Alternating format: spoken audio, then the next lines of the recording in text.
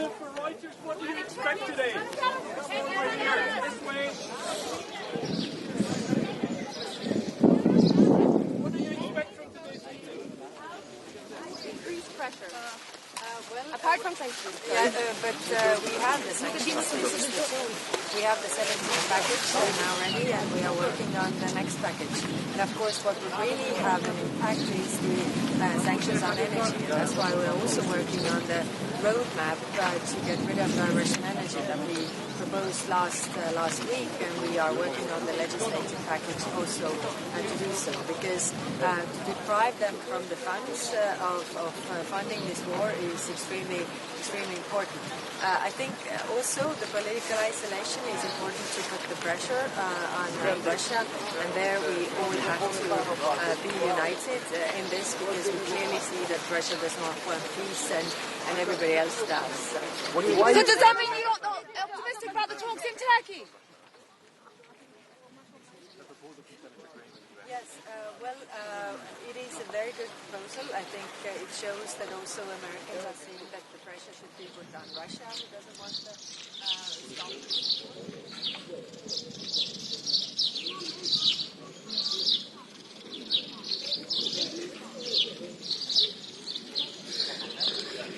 This will go through the Senate. Of course, they have their other procedures there, but I think it's important as a message as well that the Americans are seeing that this is important to put the pressure on Russia, and we have the tools, and the Americans also have the tools to do that. But can we ask about the talks in Turkey?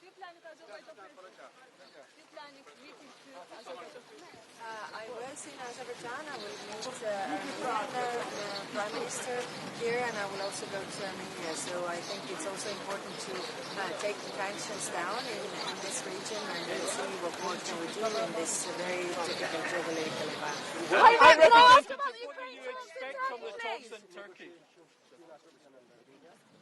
Well, they're very close in reaching the agreement, and I think it's in everybody's interest that they sign this peace agreement, and we have one less conflict. Kalas, what do you expect from Kosovo and Serbia in process dialogue? Do you have any special message for Kosovo and Serbia? Well, we just appointed a few months ago, we appointed the new special representative for the Belgrade-Pristina dialogue, and we expect a normalization of the relations. Of course,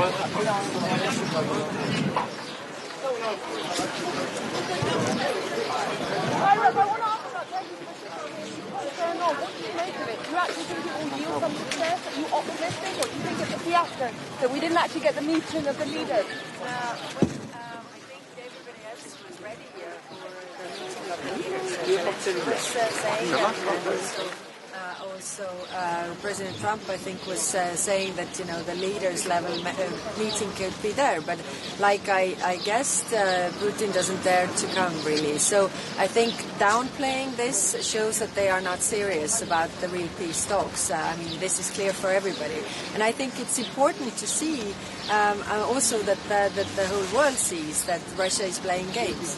What are the consequences? Realistic to the idea that Albania can be part of EU in 2030? Yes, I think Albania is making great progress when it comes to reforms, what are needed. So it is also for us on our side, European side, to make necessary steps. I mean, of course, we need reforms. We need to see that, for example, rule of law is respected and all these things. But I think there is this political momentum that everybody wants to see the enlargement process really happening. It's not only necessary for the Western Balkan countries, it's also necessary for the European Union to grow our economical but also geopolitical power. Okay, thank you. One last question. Do you think that the Americans are realizing now that Putin does not want to negotiate? Well, it's clear for everybody. I think you can see it very clearly. I mean, it has been always over two months Why? You can do it like this. Good morning. Mr. Doctor, you still do it together. Absolutely.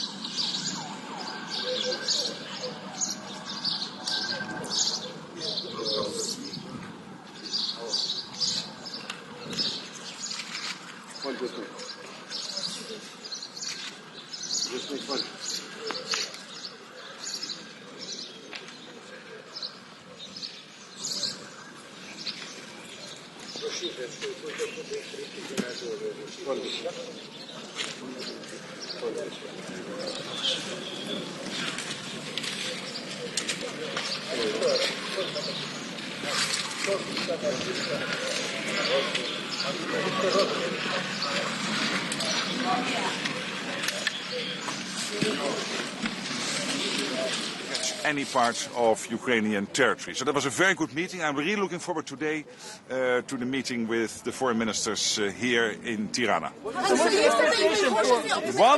at a time, please. So you've said that you have been cautiously optimistic in the past, and you've had the talks with the NATO ministers. Now there are talks in Turkey. I want to know, considering we were hoping that the leaders would meet, and that's not the case. No. Do you think that it's been a failure? Do you think Putin is... I think Putin made a mistake by sending a low-level delegation with this historian leading that delegation, who was also there in the talks in 2022. The ball is clearly in his part of the field now, in his court. He has to play ball. He has to be serious about wanting peace. So I think all the pressure is now on Putin. And what's the expectation from... What has to happen to you understand that ball is not on his side? He realizes this. I know him very well. We did a lot of negotiations between when I was Prime Minister of the Netherlands. He knows extremely well that the ball is in his court, that he is in trouble, that he made a big mistake by sending this low-level delegation. And I think it is very good that the Ukrainians have come to the table. They have sent a delegation which is really willing to negotiate a ceasefire, etc. I'm so happy about the role the US is playing. It is really important. President Trump breaking the deadlock, clearly taking a lead on all of this, which is extremely useful and important.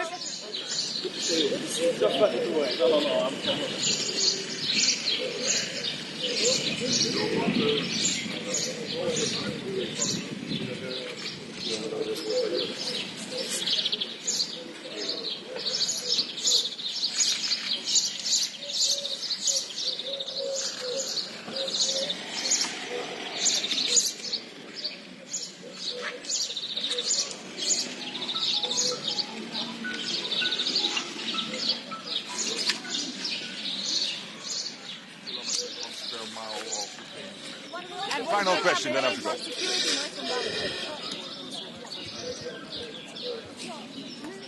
Can you just repeat the question, because I had a very successful.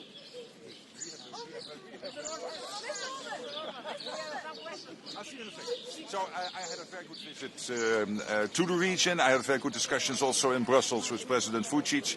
So NATO is very much helping to.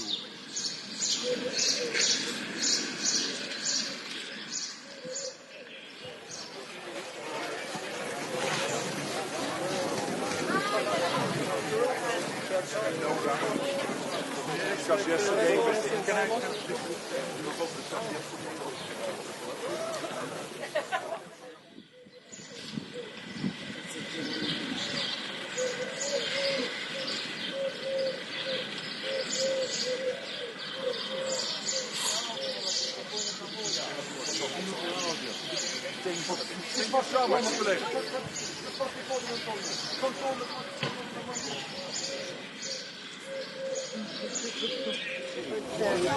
Mr. Rutte, UK TV, very quickly, are you hopeful for some talks on Ukraine today? I think Russia made a big mistake sending this low-level delegation with this historian leading it, who was also.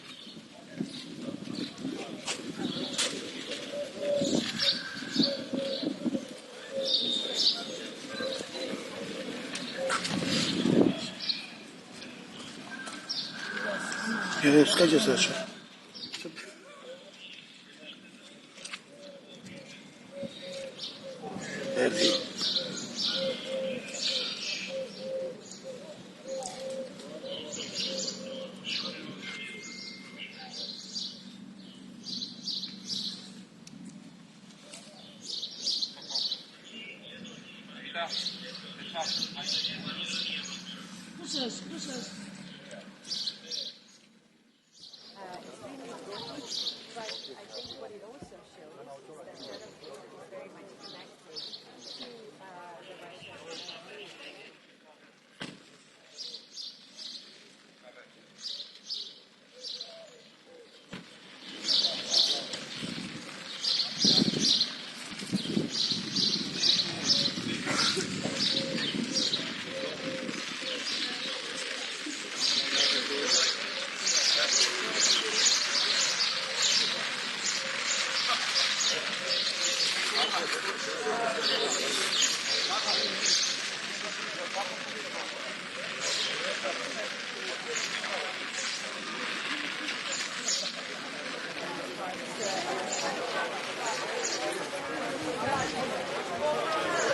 Cyber issues on different parts when it comes to crisis responding as well. But do you have a deadline for Putin? Because both on his side, but he still don't play it involved.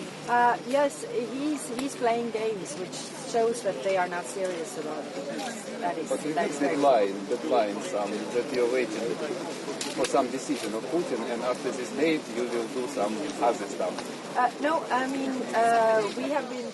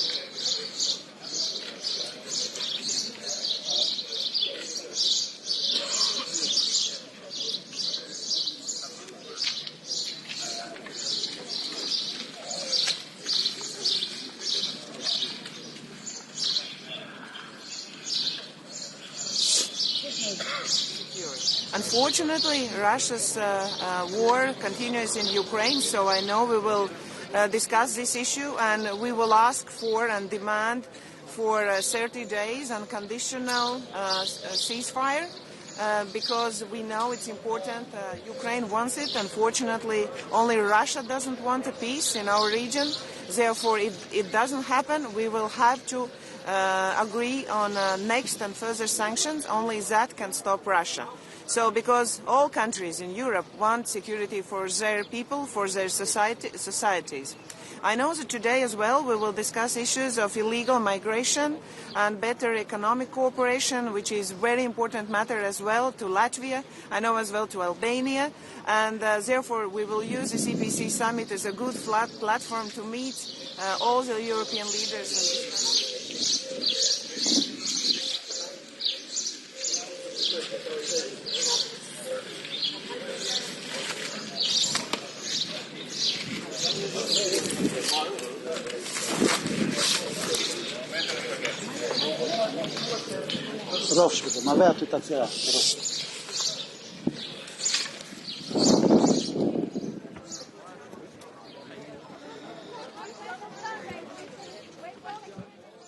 From a leader of Europe's, one of the Europe's member state countries, it's very important for us to get 30 days unconditional ceasefire in Ukraine as well as in the European region. I believe it's important in Europe. Media. Quick question on Ukraine. So therefore we'll see, because only Putin doesn't want peace. Therefore we will follow up with next sanction list. And then, so what happens next if the ceasefire talks fail? What is going to be the next step from the European side? We have discussed that we will go with next sanctions, and I know that already 17 sanction package is agreed with a lot of shadow fleet inside it. I know that for UK as well it's very important that we can follow up with next sanction list.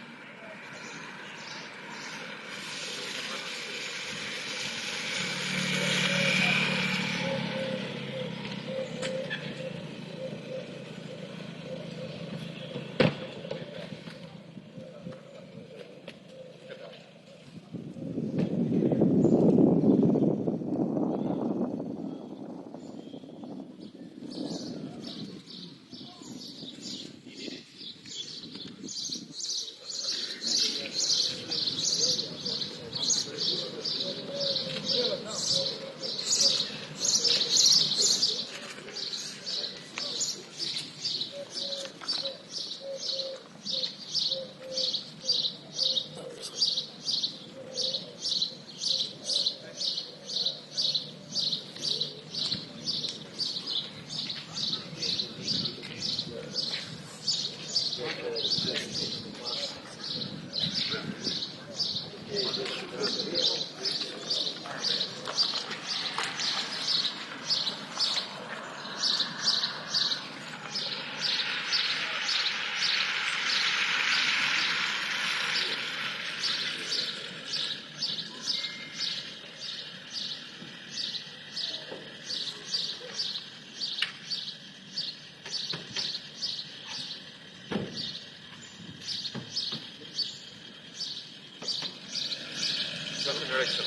you very much.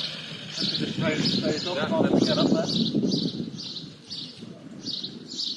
Don't blame me for this weather.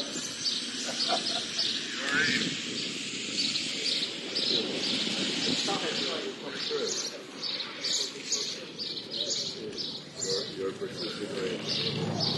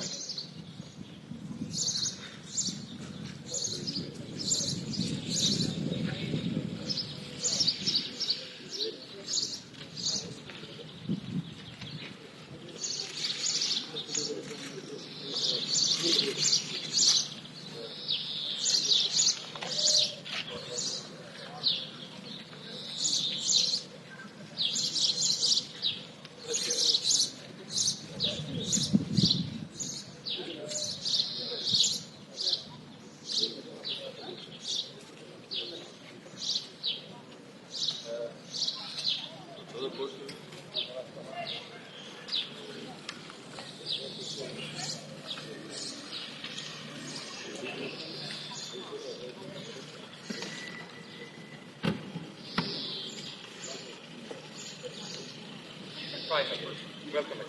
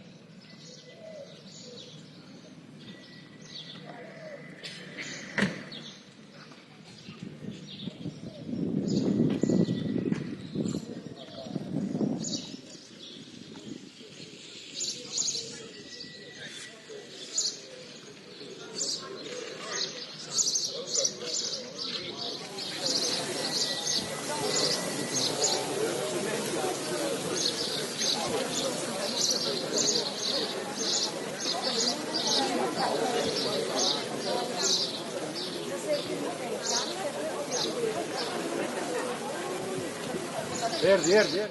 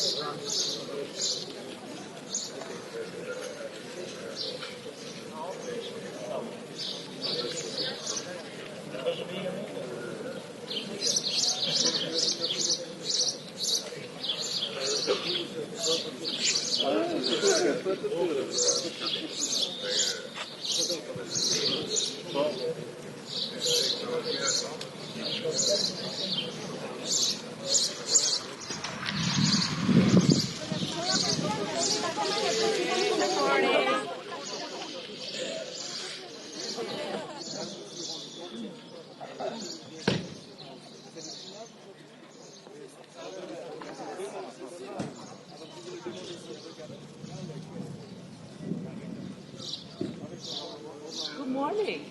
Thank you. Very happy to be here.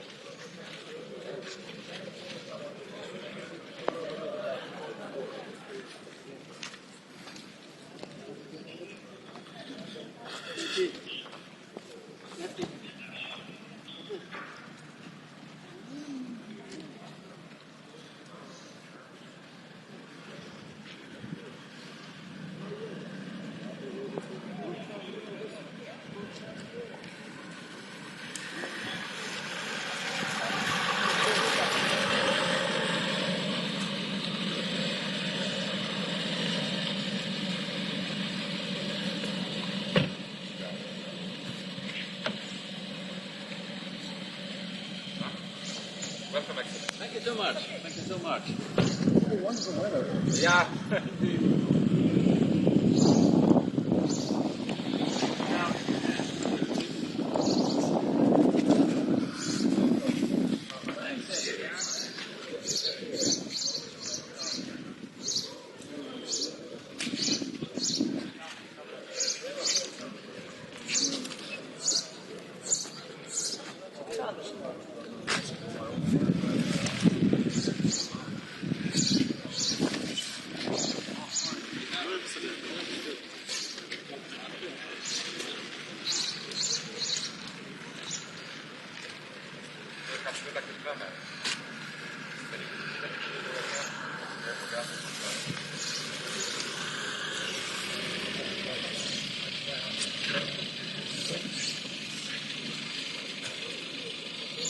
It's okay, we have the... Yeah.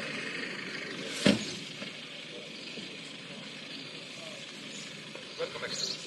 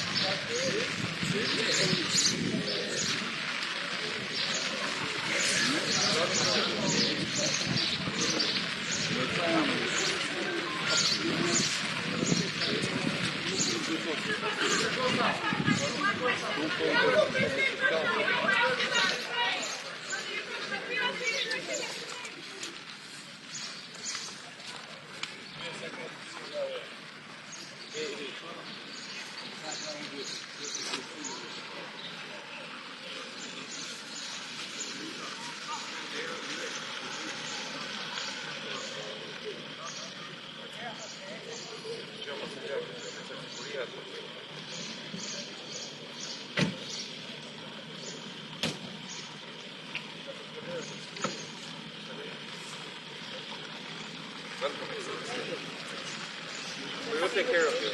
Sure.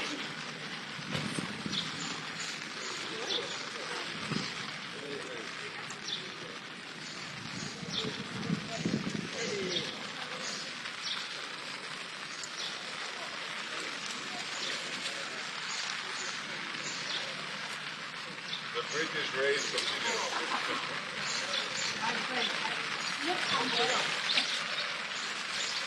Side view. We done.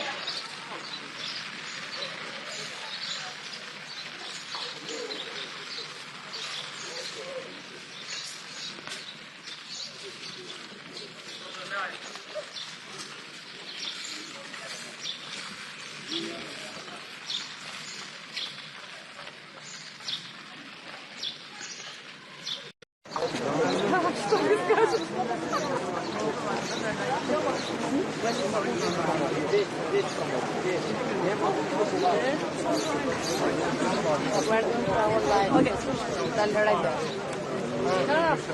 No. Okay.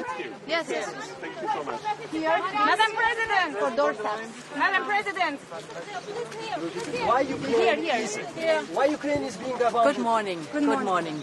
Good to be here again at the EPC. The European Political Community was once founded when Russia's war of aggression started. It was founded to shape a European answer and to make sure that we have stability on the European continent. Now we are 3 years on, and we could witness all during the last days President Putin's true belief. He first called for a ceasefire around the anniversaries of the 9th of May, which he then never respected. Then Ukraine, with the support of the European Union and the United States, called for full and unconditional ceasefire over 30 days, which President Putin then rejected. And finally, he offered a meeting directly between Ukraine and Russia in Turkey, but President Zelenskyy was ready to meet. President Putin never showed up. And this shows the true belief of President Putin. He does not want peace. So we have to increase the pressure. And this is why we're working on a new package of sanctions. This package will include, for example, sanctions on Nord Stream 1 and Nord Stream 2. It will include working on listing more vessels of the Russian shadow fleet and also lowering the oil price cap. And it will include more sanctions on the financial sector in Russia. For us, it's important. We want peace, and therefore we have to increase the pressure on President Putin till he is ready for peace. You mean Istanbul is a failure? Why to come to South Caucasus?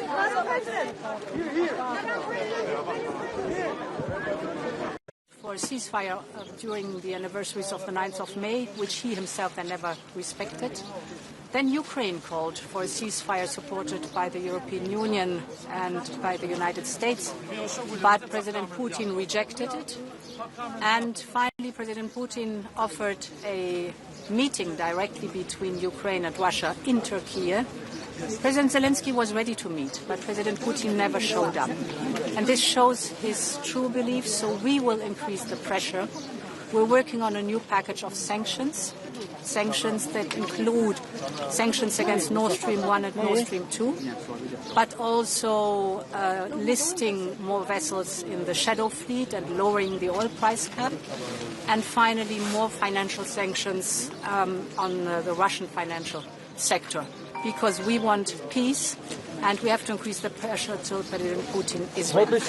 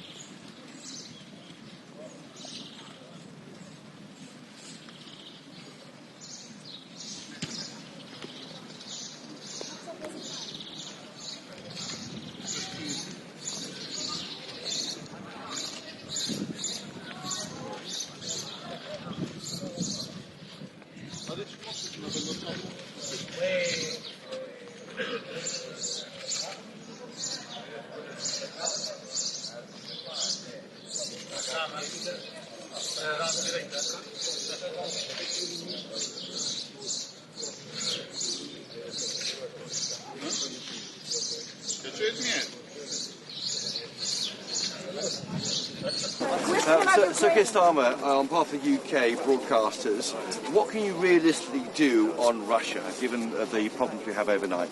Well, I think that what we saw yesterday and overnight is yet more evidence that Putin is not serious about peace. He's been dragging his heels, and I think it's really important, therefore, that we have absolute unity with our allies. We'll be working on that again today to be clear that there must be a ceasefire, but also to be clear that should there not be a ceasefire, then we will act together in relation to sanctions. But for me, this is clear evidence that Putin doesn't seriously want peace. He's dragging his heels, and that's why today is a really important opportunity to work with colleagues to make sure that we are absolutely united. And President Zelenskyy will be here today, so we will be discussing the situation with him. On the Brexit reset, how are the talks going? Will you have talks on the sidelines ahead of the Monday summit? Well, in the last 2 weeks, you've seen the UK do a trade deal with India, really important for our country and our national interest. Trade deal with the US, again important for our country and national interest. I'm positive going into Monday, and I think that this is an important moment for our country that will be measured in the benefits to working people and their living standards. But we're positive as we go into the summit on Monday. Thank you very much. Thank you.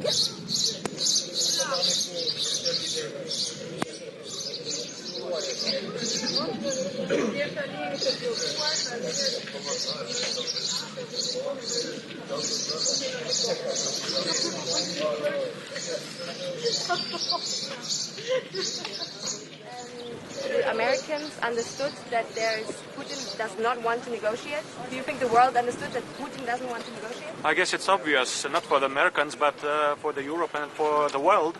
Because when Mr. Putin sends the delegation of that low political level, it's obvious that he is not keen to going in any kind of negotiations. Do you have a message for Trump? Do you have a message for Trump to put pressure on Russia? Well, I guess and I hope that a new administration of United States will get into reality and finds out that Russia and Putin is not going in any kind of negotiation unless we match them in power on the front line. It's the first time that Chancellor Merz is here on the European parquet, so to say. What do you expect? I expect significant input, political and economical one from Germany, and as far as we see it, they are on the right path. Thank you, guys.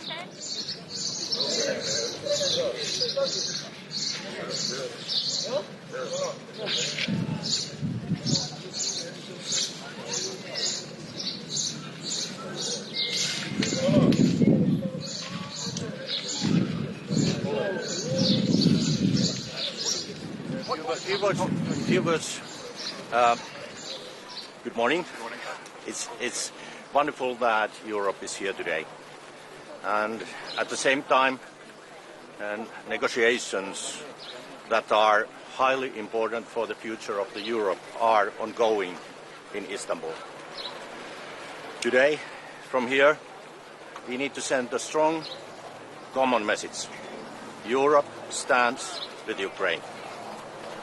I think that Europe has acted decisively.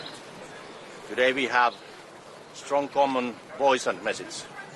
We need ceasefire, we need peace negotiations and lasting peace. And now, I think that falls on the Russian side. If negotiations don't proceed, Europe must be ready to act strongly with new sanctions and even more support to Ukraine. This is my main message today. But the 17th sanction package is not even going that far. How can the EU put more pressure on Russia sooner? We have to work together with the US. We need that with sanctions. We need good cooperation, good coordination with the US. Thank you.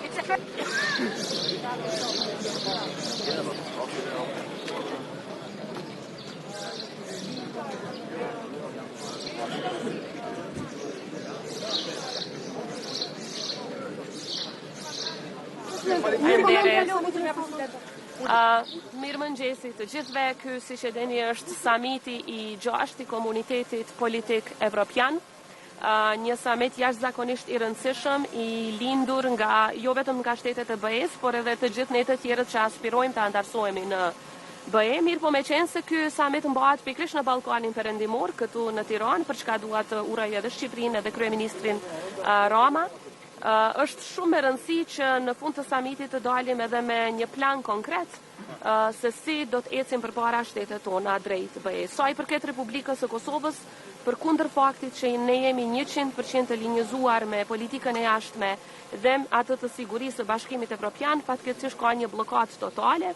Nga ana e BE-s nuk vlerësohen reformat tona, nuk vlerësohet puna jon, nuk vlerësohet fakti që ne jemi 100% në përputhje me politikat e tyre, edhe sa i përket sanksioneve ndaj Rusisë, edhe sa i përket politikave të tjera. Për fat të keq po jepet një mesazh shumë i keq për rajonin ton, se më shumë po hapet dera në raport me ata që po shkojnë në Moskë të Putini, sesa për ne që nuk shohim rrugë dhe alternativë tjetër për posë Zoja Osmani, keni shpresë sot për mesazhet dhe konkluzionet të këtij samiti, i cili mund të jetë në drejtimin e asaj çfarë ju pretendoni, që BE-ja të kthejë syt nga ju për të tërhequr vëmendjen për atë që ju pretendoni? Më shumë kemi kërkesë se sa që kemi shpresë. Kërkesat tona do të jenë të zëshme, jo për shkak të ndonjë arrogancë politike, por për shkak se e meritojmë dhe ne kërkojmë që ky proces të jetë i bazuar në merita. Ndërkaq sa i përket konkluzioneve, zakonisht samiti i EPC-s nuk është se ka konkluzione të forta politike apo veprime politike, megjithatë është një mundësi e mirë për ne që në një forum ku jemi të barabartë të bëjmë kërkesa.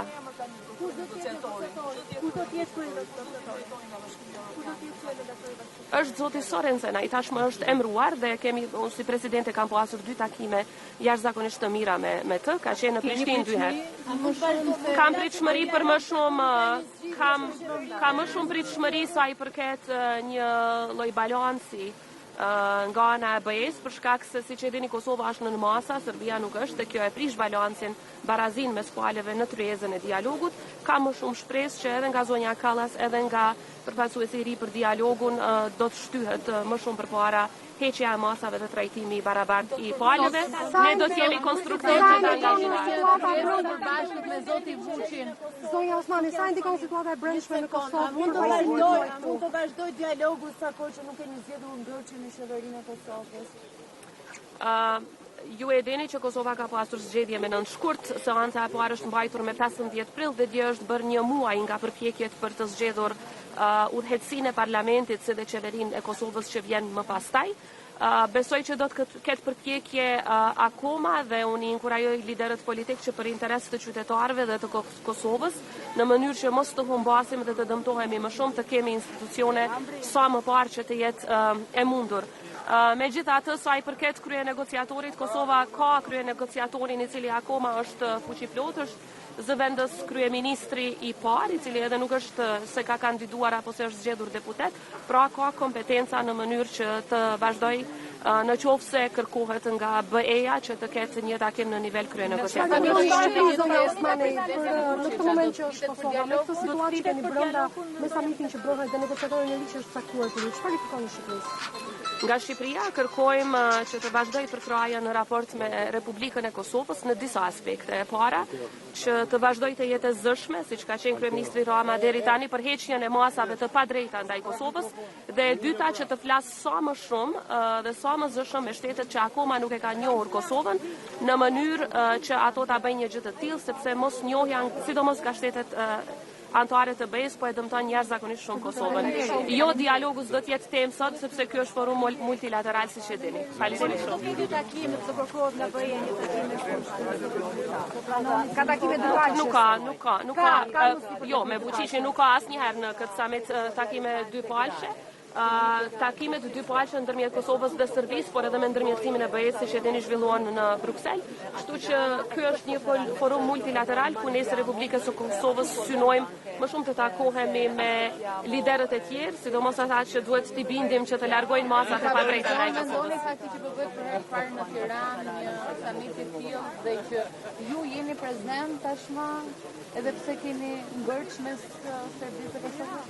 Ne gjithmonë jemi prezent në këtë summit. Kosova gjithnjë është prezent edhe në EPC dhe në summitin BE Ballkan Perëndimor. Ajo çfarë na favorizon këtu është se po shpresoj shumë që fakti që mbahet ky summit në Tiranë jap një zëmë të fuqishëm rajonit ton dhe edhe një zë më të fuqishëm edhe Tiranës, jo vetëm Prishtinës, që të flas edhe për heqjen e masave të padrejta ndaj Kosovës, por edhe siç e përmenda për njohjen nga shtetet që akoma nuk e kanë bërë këtë në raport me Kosovën. Ja bot këtë kërkesë Bashkimit Evropian mbrëmjen Patjetër që po, edhe mbrëmjen e djeshme, edhe më herët, edhe çdo ditë e bëjmë këtë kërkesë, sepse të gjitha kërkesat në fakt që BE-ja ka pasur raport me Kosovën sa i përket heqjes së masave ne i kemi plotësuar dhe në qershor bëhet një vit që edhe vetë përfaqësuesi i BE-s zakonisht nuk ka përgjigje, kërkojnë gjëra kështu shumë abstrakte, deeskalim. Në fakt ne nuk jemi ata që kemi eskaluar situatën, por edhe pse nuk e kemi krijuar atë situatë në veri të Kosovës,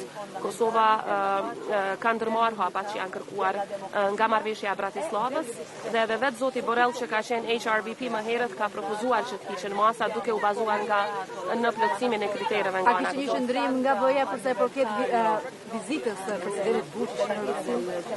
Nga disa kishte, nga disa nuk ishte, ose më mirë të them nga disa kishte qëndrim të ashpër, nga disa për fat të keq ka qëndrim arsyetues që është jashtëzakonisht dëmtuese dhe dërgon mesazh të dëmshëm për gjithë rajonin, jo vetëm për ne. Faleminderit gjithëve.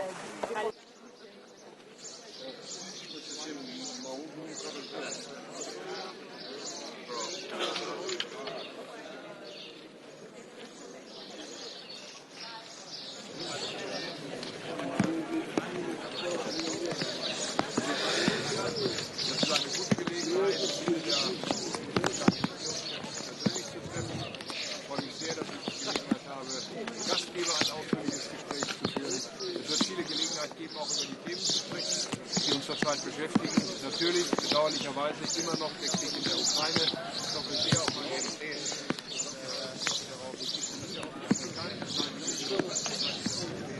Lösungen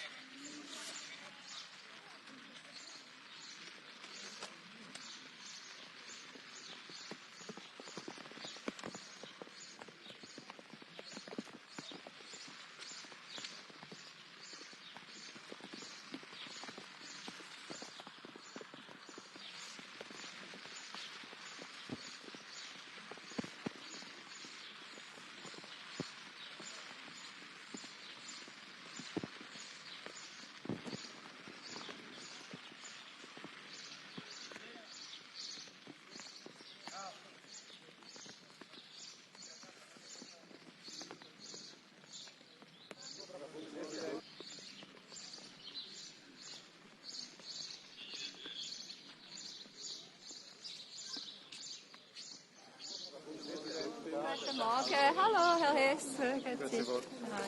Was erwarten Sie von den heutigen Gesprächen in Istanbul? Ja, wir werden sehen, ob es zu einer Lösung kommt oder ob der Weg hin zu einer Lösung weitergeht oder nicht. Es scheint ja etwas angespannt zu sein.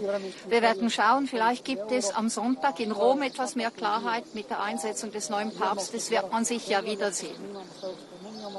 Und was ist die Position der Schweiz? Was erwarten Sie zum Beispiel von Russland in diesem Gespräch? Ja, ich meine, man kann nur die Erwartung äußern, dass dieser Krieg endlich beendet wird und dass beide Parteien die Bereitschaft haben, sich an den Tisch zu setzen. Offensichtlich ist die Ukraine bereit zu direkten Gesprächen.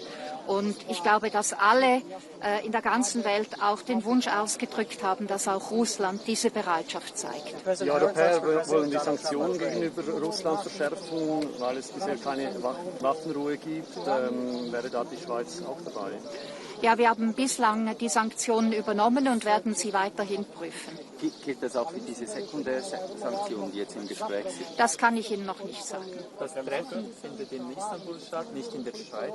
Wieso nicht in der Schweiz? Kann die Schweiz da nicht vermitteln? Selbstverständlich kann die Schweiz auch vermitteln und ich habe Präsident Zelenskyy immer angeboten, dass wir auch zur Verfügung stehen. Wir werden sehen, wie das jetzt weitergeht. Die Schweiz hat signalisiert, dass sie einen EPC-Gipfel eines Tages durchführen könnte, frühestens 2027. Gibt es irgendwelche Neuigkeiten? Werden Sie heute ein konkretes Angebot? Ja, ich werde das selbstverständlich gegenüber der EU-Kommission noch einmal deponieren und dieses Angebot erneuern. Und zwar für 2027? Genau. President, how are conversations with Trump progressing on trade? Wen treffen Sie heute bilateral? Ja, ich denke, man trifft so ziemlich alle hier. Ich habe aber ein Gespräch abgemacht mit der dänischen Premierministerin, ein längeres Gespräch, weil ja die dänische Ratspräsidentschaft dann stattfinden wird im zweiten Halbjahr 25. Aber es gibt auch andere Möglichkeiten, hier sehr formlos ins Gespräch zu kommen. Können Sie uns noch ein Update machen, wo wir stehen mit den Handelsverhandlungen mit den USA? Großbritannien musste ja einige Zugeständnisse machen. Zum Beispiel haben Sie auch angekündigt, für 10 Milliarden Boeing-Flugzeuge zu kaufen und ihre Landwirtschaft zu öffnen. Wird die Schweiz dasselbe machen?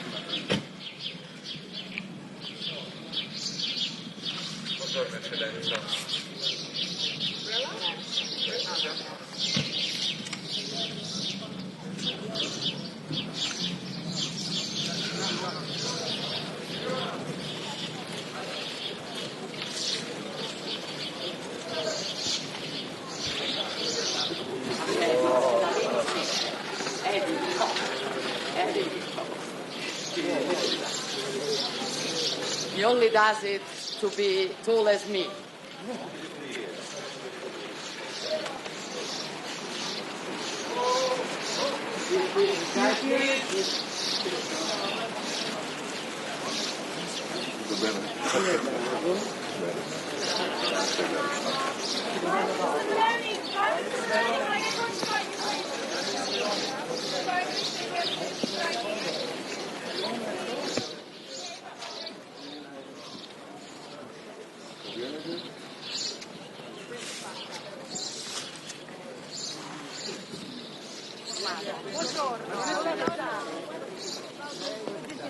Io sto bene, la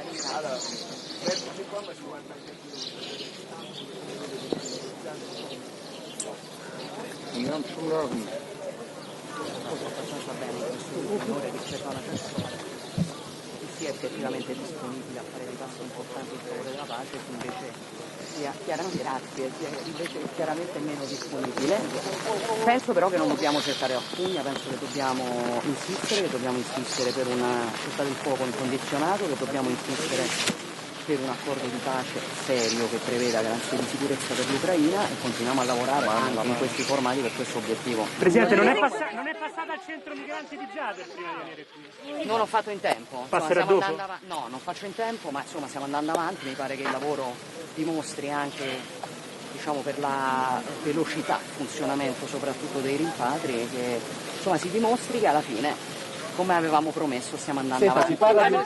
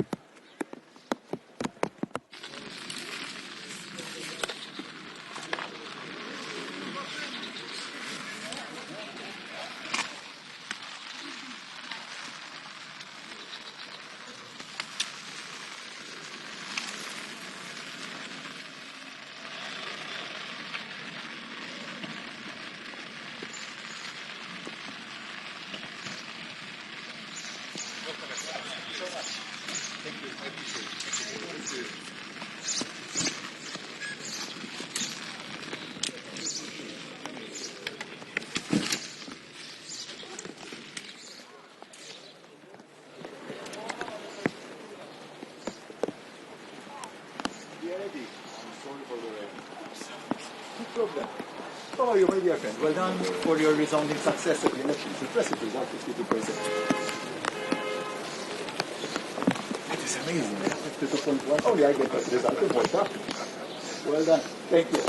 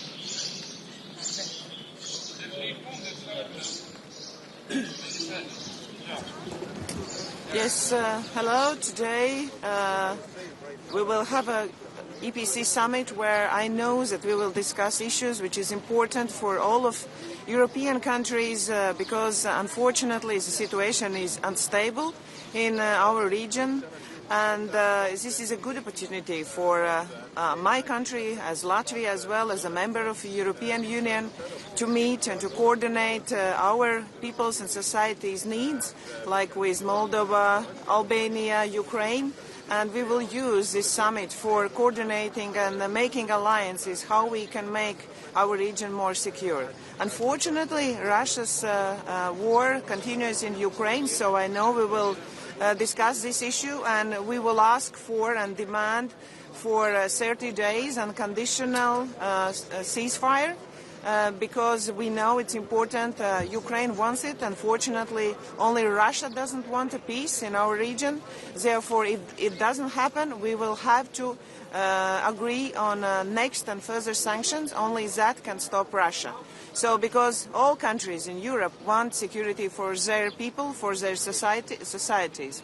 I know that today as well we will discuss issues of illegal migration and better economic cooperation, which is a very important matter as well to Latvia, I know as well to Albania, and therefore we will use this EPC Summit as a good platform to meet all the European leaders and discuss what's really important in our region. Thank you. Thank you.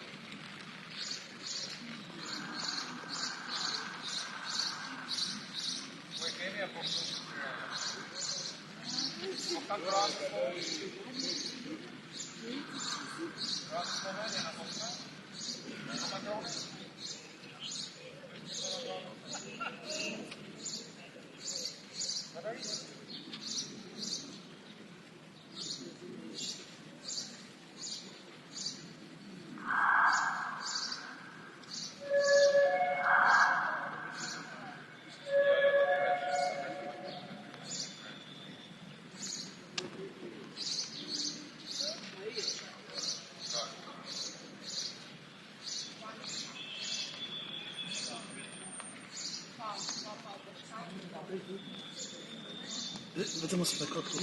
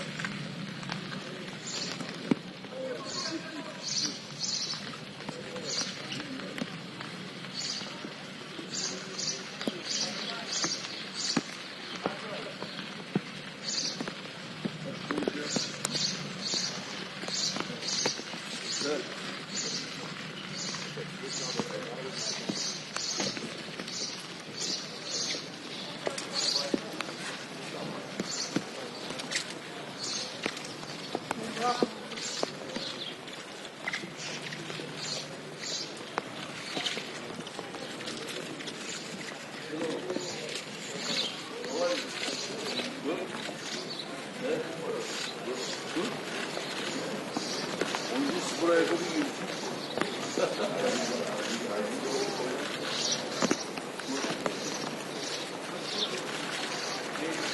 Sayın Başkanım. Teşekkürler efendim.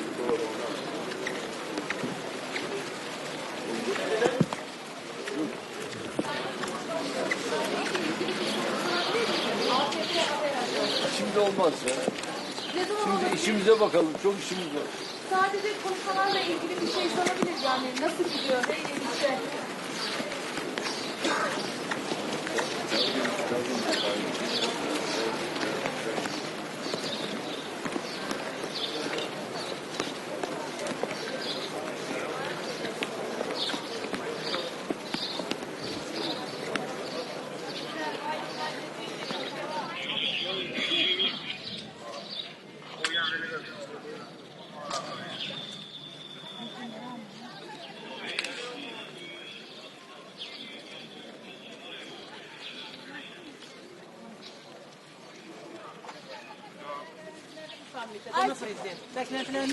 Çok şey bekliyoruz. Beraber kardeşimle Arnavutluk'tan tüm dünyaya barışı seslendireceğiz. Azərbaycan Ermənistan danışıqlarını necə qiymətləndirir?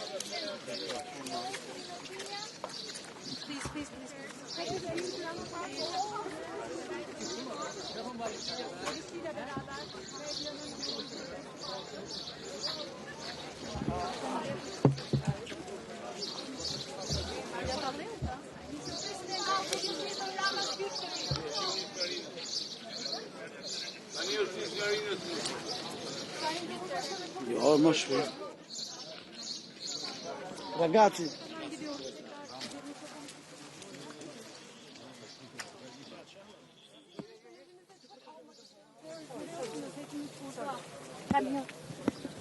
Kısa bile olursa rica ederim. Gereğini söylesene. Sen benim adıma cevap ver. Ben meslektaşlarımıza iletirim efendim. Teşekkür ederiz.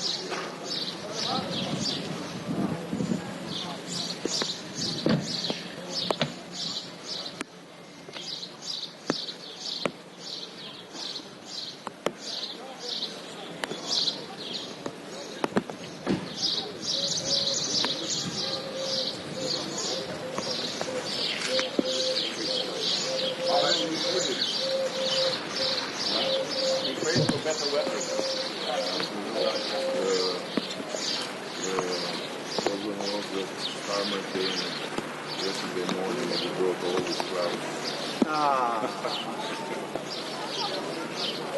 Now it's all clear. So I'm waiting for Andre and Macron. Yeah.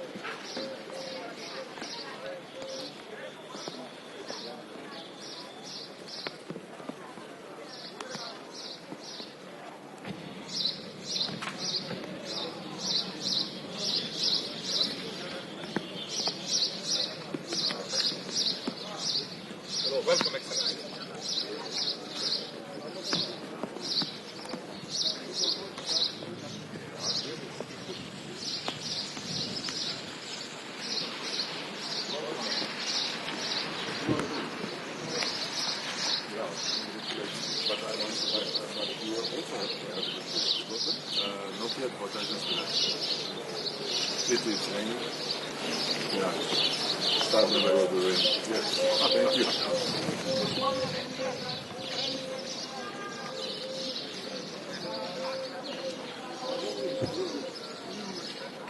you.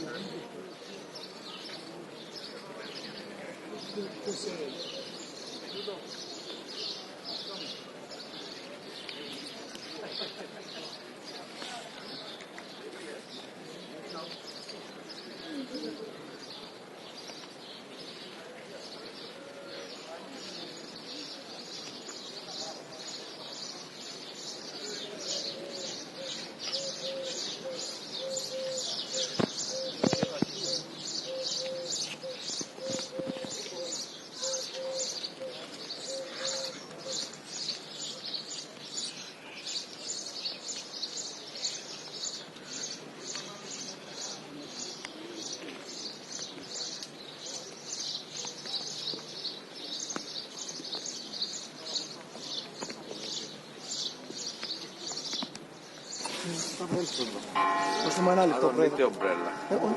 Πιάστε την ομπρέλα, πρόεδρε. Τι θέλω. Να την κρατώ, να κάνω να την κρατάει η κοπέλα. Thank you. Μια πολύ σημαντική σύνοδος που, να θυμίσω, ξεκίνησε πριν λίγα χρόνια με πρωτοβουλία του Γάλλου Προέδρου, ακριβώς για να φέρει μαζί τα κράτη-μέλη της Ευρωπαϊκής Ένωσης και τα άλλα ευρωπαϊκά κράτη, λίστα των οποίων θέλουν να γίνουν κράτη-μέλη της Ευρωπαϊκής Ένωσης, για να έχουμε ένα ανοιχτό διάλογο. Οι προκλήσεις είναι κοινές, οι ευκαιρίες είναι κοινές και αυτό το φόρουμ προσφέρεται για ένα ανοιχτό και ειλικρινή διάλογο. Και είναι μέσα σε αυτό το πλαίσιο που μπαίνει και το κυπριακό, ένα ευρωπαϊκό ζήτημα. Γνωρίζετε ότι η Τουρκία συμμετέχει σε αυτές τις συναντήσεις και μέσα σε αυτό το πλαίσιο είναι και ο διορισμός, η απόφαση της Προέδρου της Ευρωπαϊκής Επιτροπής να διορίσει τον κύριο Χαν, μια πολιτική προσωπικότητα, να υπενθυμίσω 3 φορές επίτροπος, υπουργός στην Αυστρία, άλλες πολιτικές θέσεις στη χώρα του, έτσι ώστε από τη μια αποδεικνύοντας την πράξη το ενδιαφέρον της Ευρωπαϊκής Ένωσης για ένα δικό της, επαναλαμβάνω,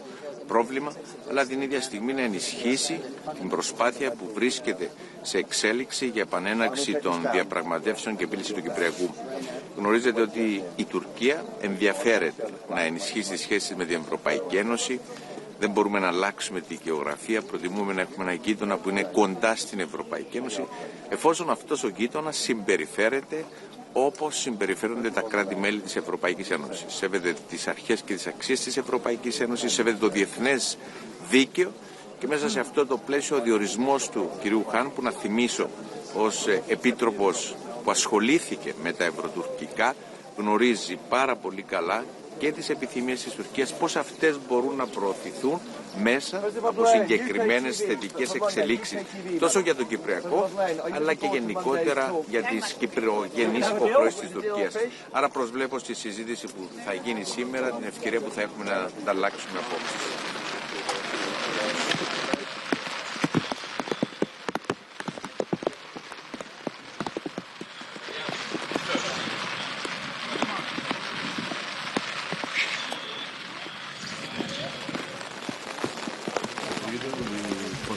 Russia's aggression on Ukraine. We believe that peace should be done, but it should be a just peace, which would not reward the aggressor with Ukrainian territory. Would you plan to visit the South Caucasus, including Azerbaijan? Would you visit... Do you plan to visit South Caucasus region? Azerbaijan? At the moment, there is no planned visit, but I was in Azerbaijan a year and a half ago. Thank you. Thank you so much. Thank you. Thank you. Bye-bye.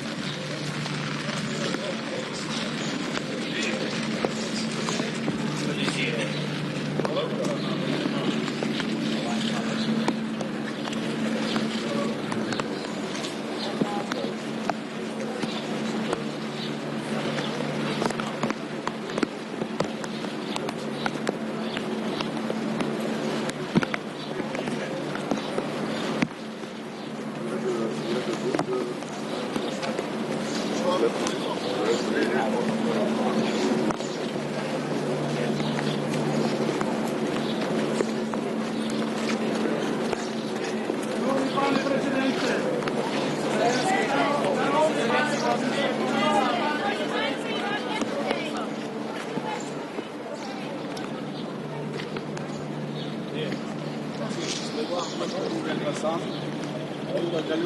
Okay.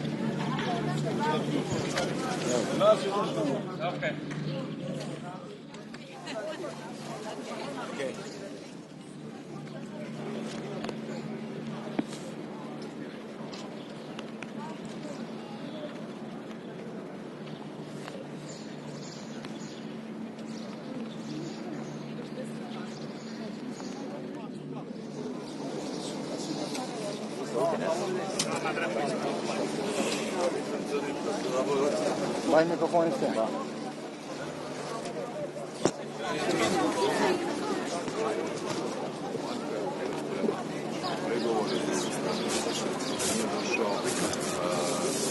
Mene to osobno nije iznenadilo, međutim svaki korak koji vodi ka prestanku ratnih operacija, time i novih žrtava je pozitivan, ali konačno rješenje ne bi smjelo biti tako da nagradi Rusiju sa ukrajinskim teritorijem. To je loš presedan, kršenje međunarodnog prava, to znači da jači kvači, a to je smrt međunarodnog prava, budemo otvoreni. Hoće biti razgovora o sankcijama, portali pišu da bi se danas ovdje moglo razgovarati i o carinama na ruski izvoz. Pa vidjet ćemo danas. Ima puno plenarnih situacija i nekoliko ovih panela. Ja vodim jedan od panela sa kosovskom predsjednicom Osmani, ali ovo nije sastanak koji donosi odluke. Ovo je konzultacijski format, tako da sve što se tiče sankcija mora ići nazad u briselske formate. Da li će doći do dogovora oko tarifa između Europske unije i Amerike? Pa evo, ja sam prošli tjedan bio u Washingtonu, razgovarao sam sa ključnim članom kabineta predsjednika Trumpa, dakle američkim trgovinskim predstavnikom Grierom na tu temu. Koncepcija Sjedinjenih Američkih Država je ta da žele manje više uravnoteženu trgovinsku razmjenu, dakle koliko negdje izvoze, toliko da uvoze. Mislim da su određeni propisi ne to toliko carine, nego druge.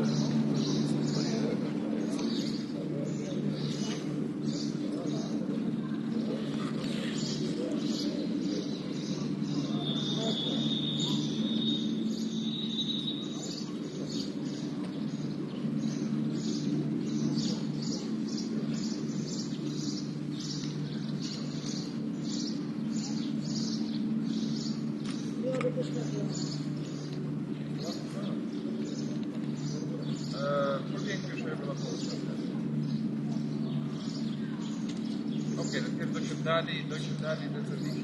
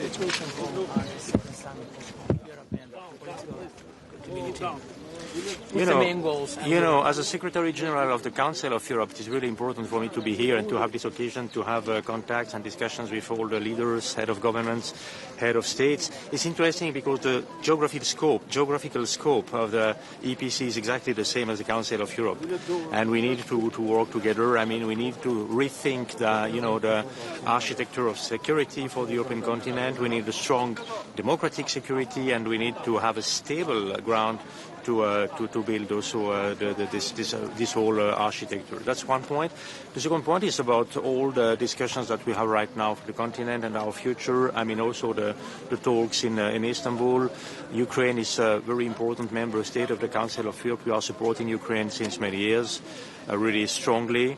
And we had, in the last ministerial of the Council of Europe, the last 2 days in Luxembourg, also the first discussions about the creation of the special tribunal addressing the crime of aggression. I mean, the Council of Europe is strongly dedicated to accountability with the European Court on Human Rights, with the register of damage for Ukraine, and now with the discussion on the special tribunal. And we followed the injustice approaching to Azerbaijan delegate in the European Council last 2 years. Sorry? Our delegation, Azerbaijan delegation, didn't participate European Council last 2 years in Parliament Assembly. What is the reason? I mean, for the Council of Europe, I mentioned, not the European Council, for the Council of Europe. For me, we have 46 member states, 46 proud and equal member states. That's why we are at this level of the Secretariat and the Committee of Ministers strongly in contact with Azerbaijan. I was myself in Baku, in November last year. I had a last meeting with President Aliyev in Antalya 3 weeks ago, and we are working on improving the relations and to see how we can have really 46 member states fully participating to the work together. Thank you so much. Thank you. Sorry? Your discussions on peace in the South Caucasus. Yeah, thank you for asking on this. I mean, it is also for us from a huge concern. As you may know, we have the three countries of the South Caucasus, Georgia, Armenia, and Azerbaijan as member states in the Council of Europe. We are working closely with them.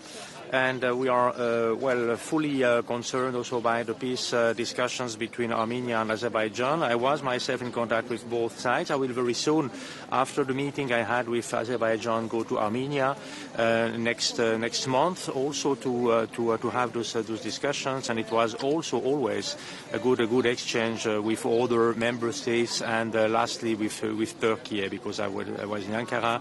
And we need, all together to do what we can at best to have stability and peace in the whole region. Thank you. Thank you. Thank you. Please.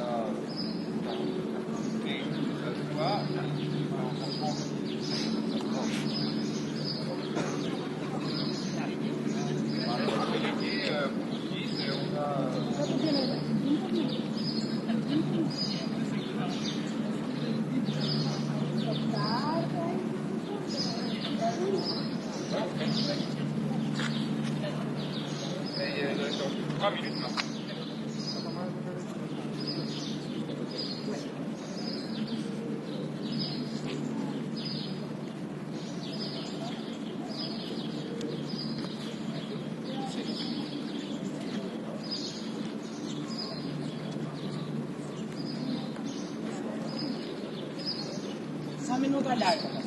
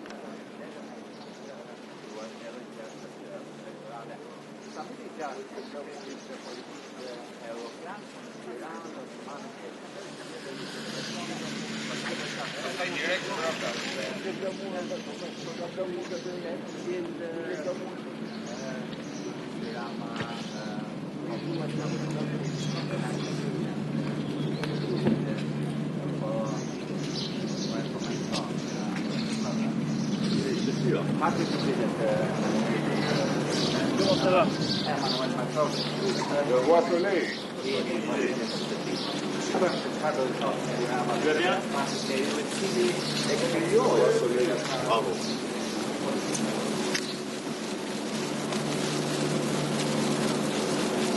Bonjour messieurs, dames. Bonjour à vous. Bravo. Mr. President, How are you? I'm very happy to be here with my friends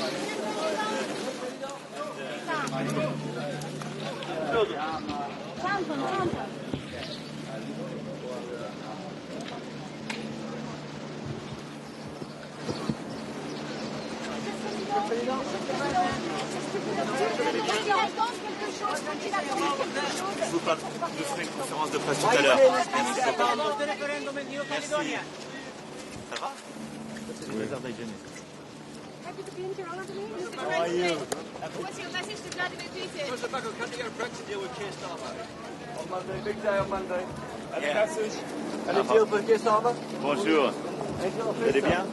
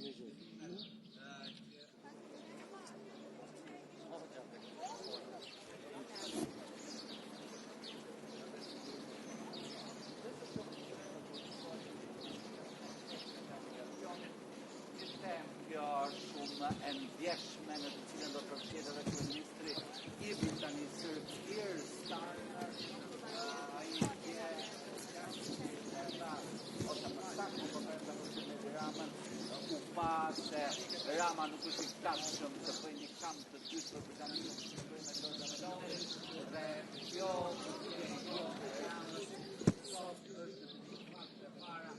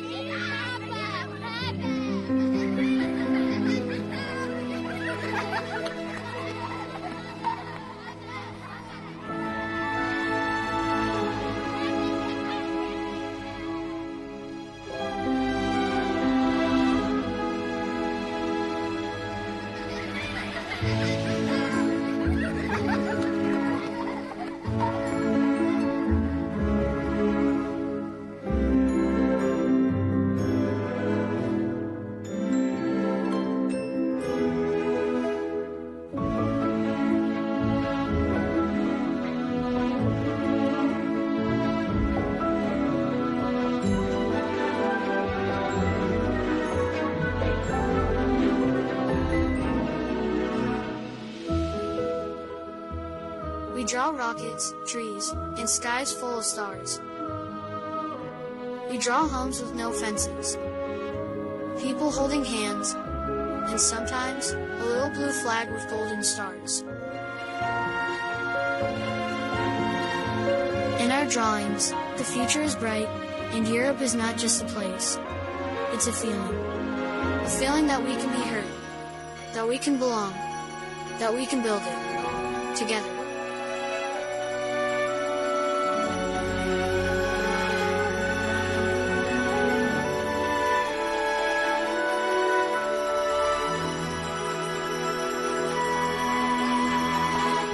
It's a wind that carries our paper boats.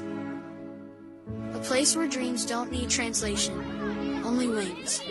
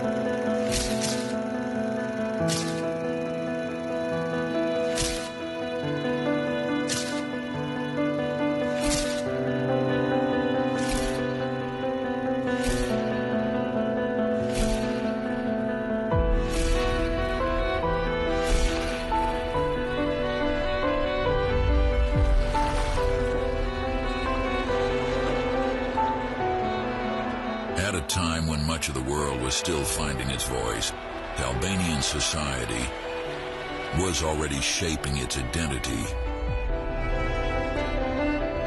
with schools, traditions, and a deep sense of pride.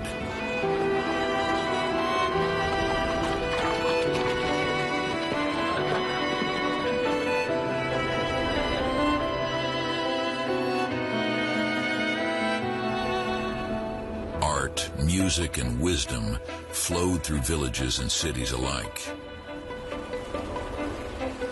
This was not a forgotten land, but a vibrant culture ahead of its time.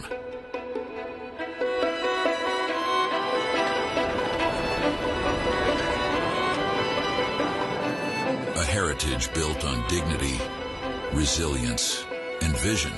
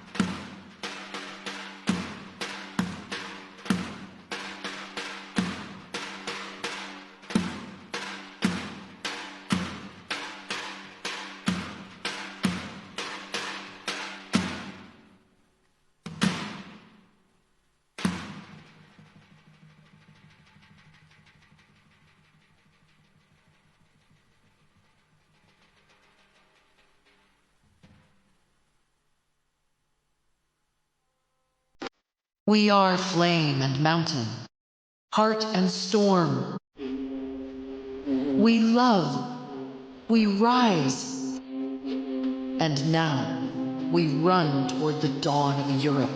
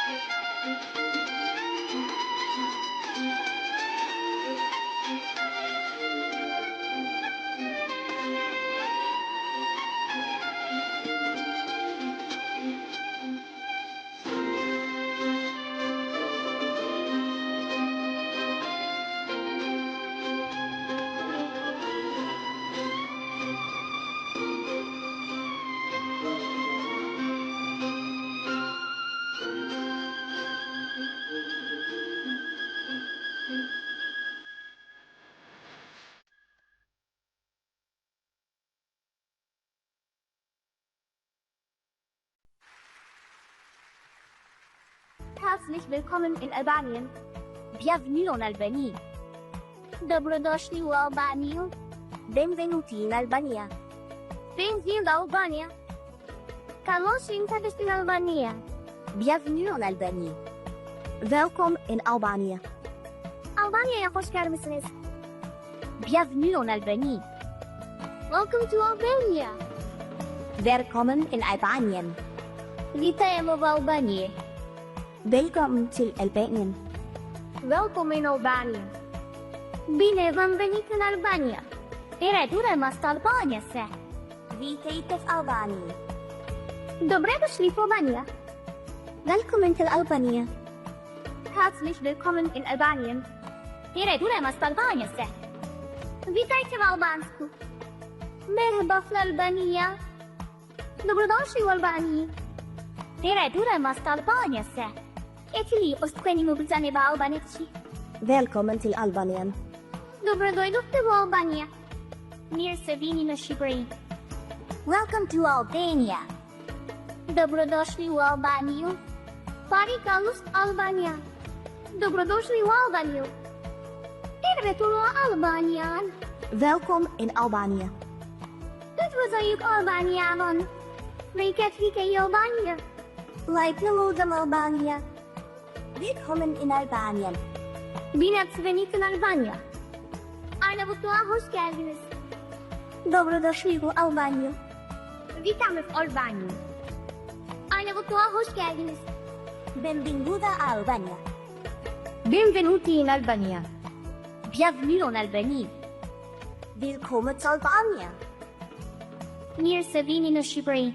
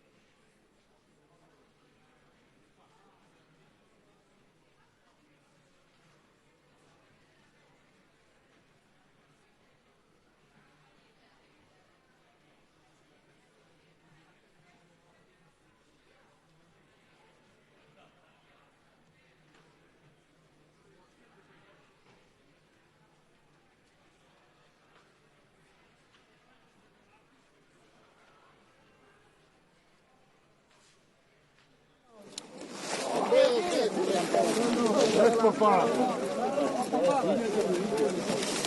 Can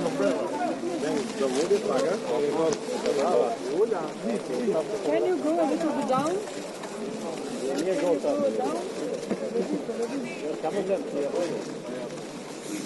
Simon, you have to move.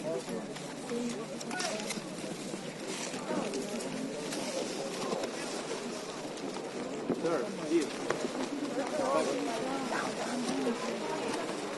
Please guys, down. Look.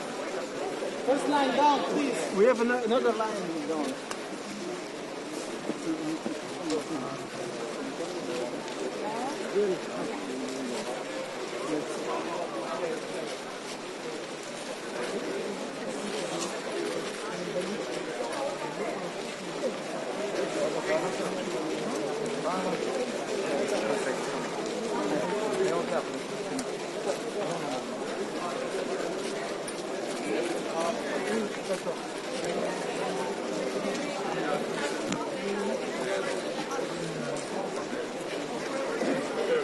Sen ıslandın mı lan?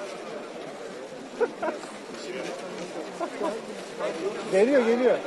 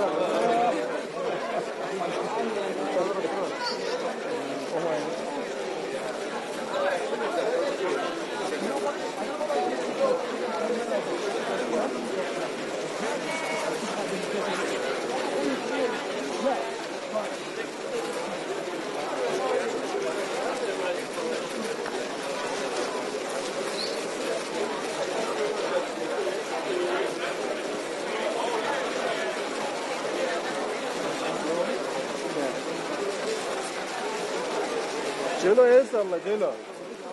Celo.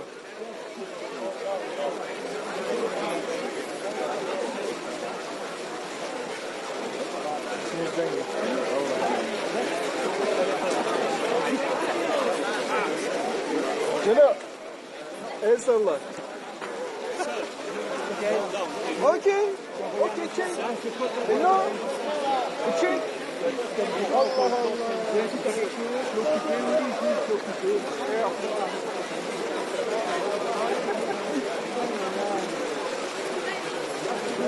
Come on, hurry up. Let's line down, please. Let's line.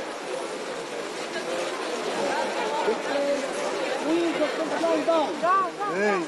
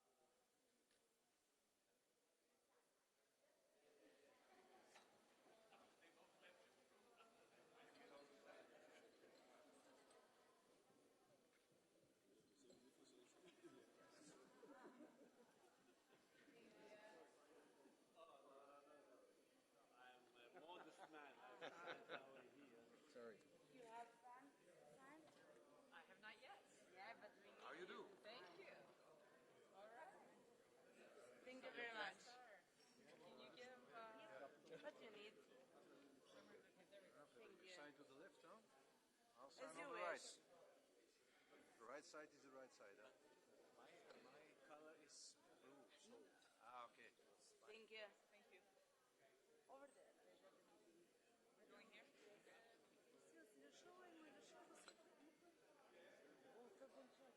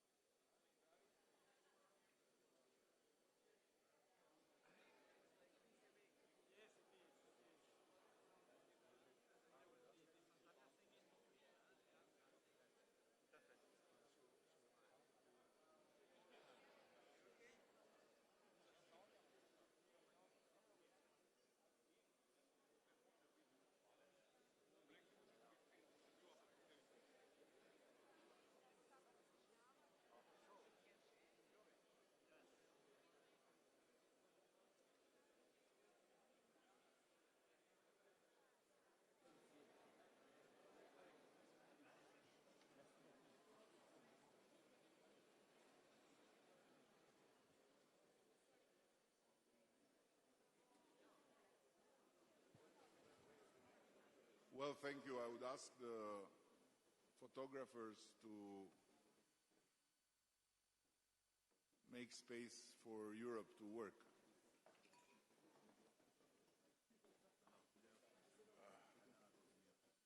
Extra large EU. Europe.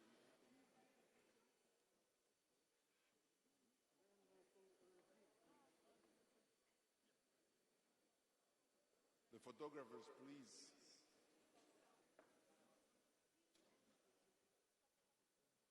Europe has to work.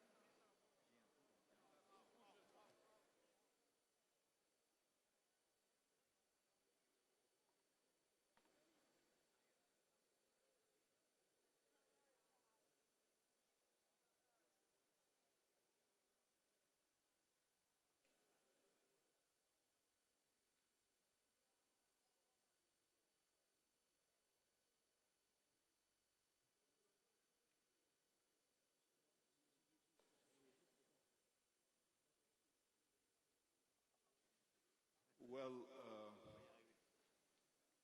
I have first to share sensitive information. It was a suspicion, but it became scientific proof from the European Weather Forecast Institute that the persisting and not indigenous rain was brought by the British delegation yesterday morning. I'm sorry. When you leave Europe, you always cry.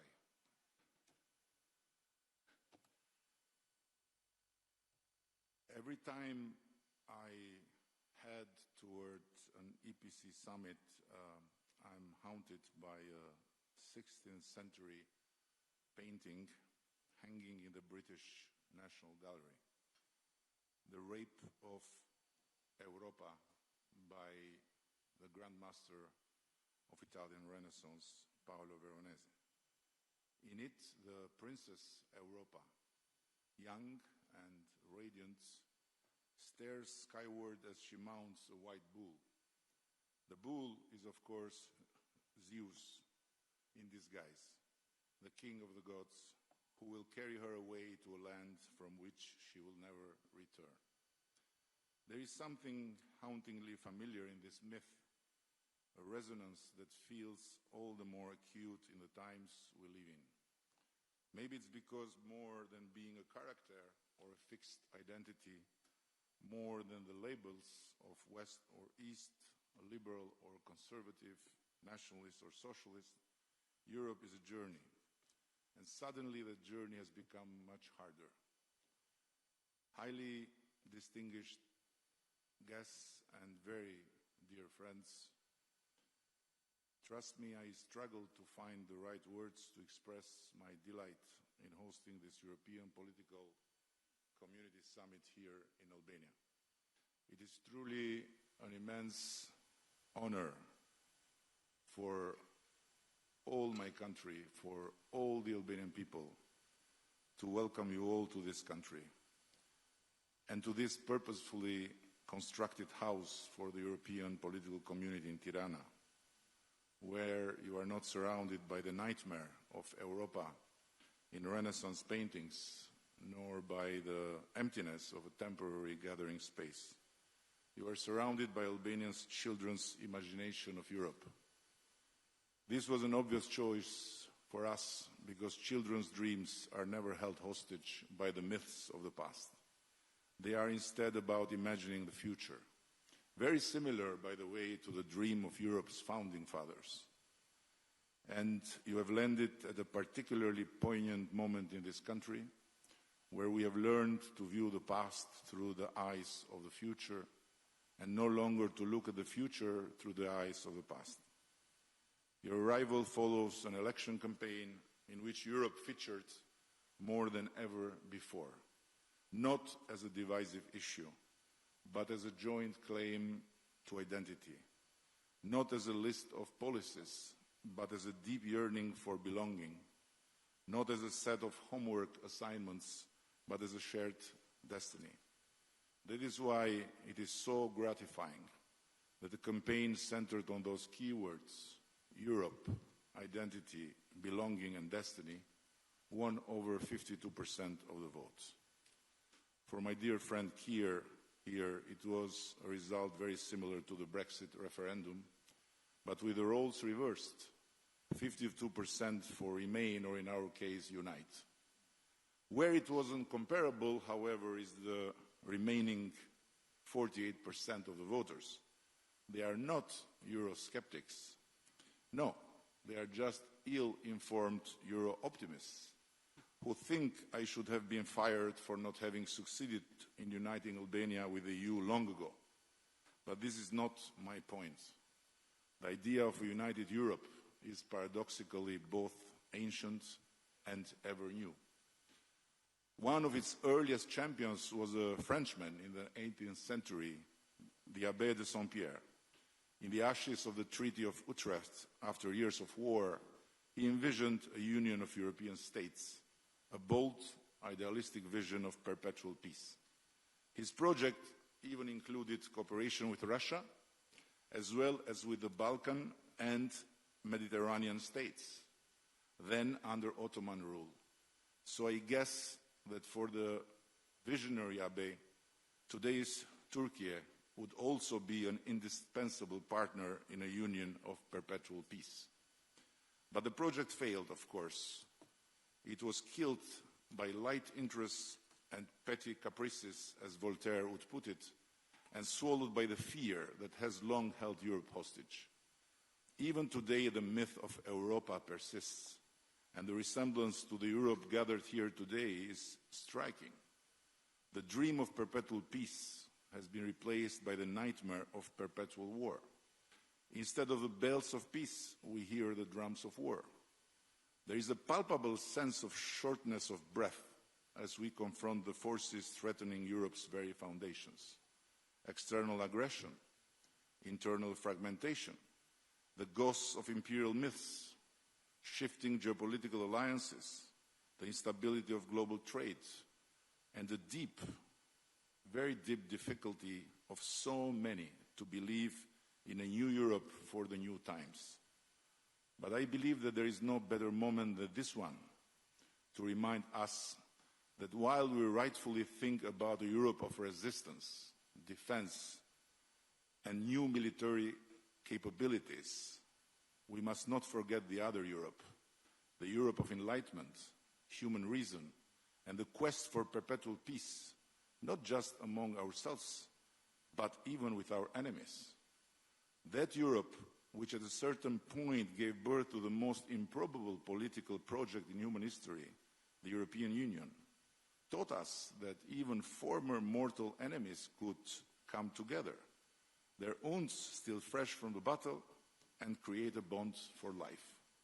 They turned old rivers of blood into new avenues of peace, agreeing that conflict could only be tamed through commerce, that free trade is essential to free minds, and that security comes not from increasing threats, but from expanding rights and equal opportunities. It was that Europe that taught us that in the midst of the most horrific conflicts, we must maintain some faith in the humanity of our enemies. Otherwise, as Immanuel Kant reminds us, when hostilities degenerate into a war of extermination, all justice is destroyed, and perpetual peace becomes the burial ground of humankind. The enemies of peace should not drag us into the glorification of weapons. Here in the Balkans, we have survived war, bombs, territorial conflicts, destruction and disruption. It happened in our lifetimes, not in some distant black and white documentary archive. And we have learned that peace has no competitors. Perhaps that is why hope in that other Europe is greatest here. The most Euro-optimistic among all of us gathered today in this house live not in Paris or in Berlin, but in Tirana and Podgorica, where belief in the European ideal runs deep.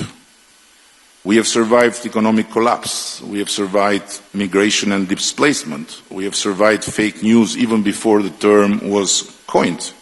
And we have learned that cooperation has no losers.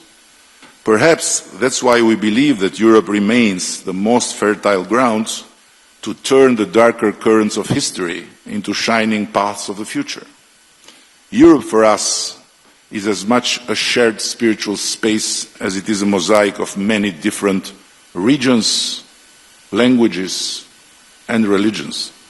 Perhaps that's why we feel the need, not just for new policies, but for a new kind of politics, one that redefines not only who we are, but how we are together among us and with the world. One that sees Europe not as a fortress to defend, nor as a museum to preserve, but as a shared soul to be protected, a shared destiny to be lived, and a shared future to be built.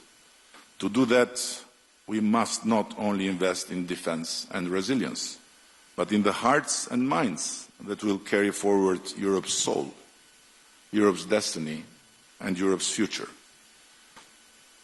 And let me ask you, my very dear friends, why not imagine an EPC of education, of science, and artificial intelligence, and transnational lines beyond weaponry, a terrain of interconnected sources of knowledge, research, and innovation, where non-EU or not yet EU territories can become new frontiers for investments, free from bureaucracy, regulations, and fiscal burdens. A revival of what followed the fall of the Berlin Wall, when Western Europe discovered its eastern half, and investments flowed eastward, drawing the newcomers into the embrace of a free Europe and ushering the last sustained era of growth, of real growth in the old Europe, where high dividends returned from the investments in the new frontier. Let's give Europe's young people and start-uppers a better reason to stay than just talking about weapons and rearming. And let's give them a strong motivation to build and to dream on European soil, instead of looking and going far away to follow their dreams. Our struggle cannot be solely about resisting what others might do to us. It must also be about what we must do for ourselves, our children, and our Europe. It's not just about resisting destruction, this goes without saying, but it's about daring to build, to revive the wisdom of our history, and to strengthen the faith in our own human reason capabilities. When Donald Trump says that God saved him from the bullet because the Almighty had a plan for America, he tells only half of the truth. The other half is that God had a plan for Europe too. And it could not be more obvious. Europe, once again, has a God-given opportunity to reinvent itself. Let us ensure that Europa's journey, ours in this case, is not one of abduction, as in the painting of Veronese, but of return and renaissance. Return home, to a home filled with dreams of the future, free from myths of the past, by no doubt very well protected but by no doubt resembling not the shape of weapons, but the imagination of both our children and our founding fathers, to a vision that is ours to make real. Thank you very much. And now, as a host, I am honored to pass the floor to the President of the European Council, António Costa.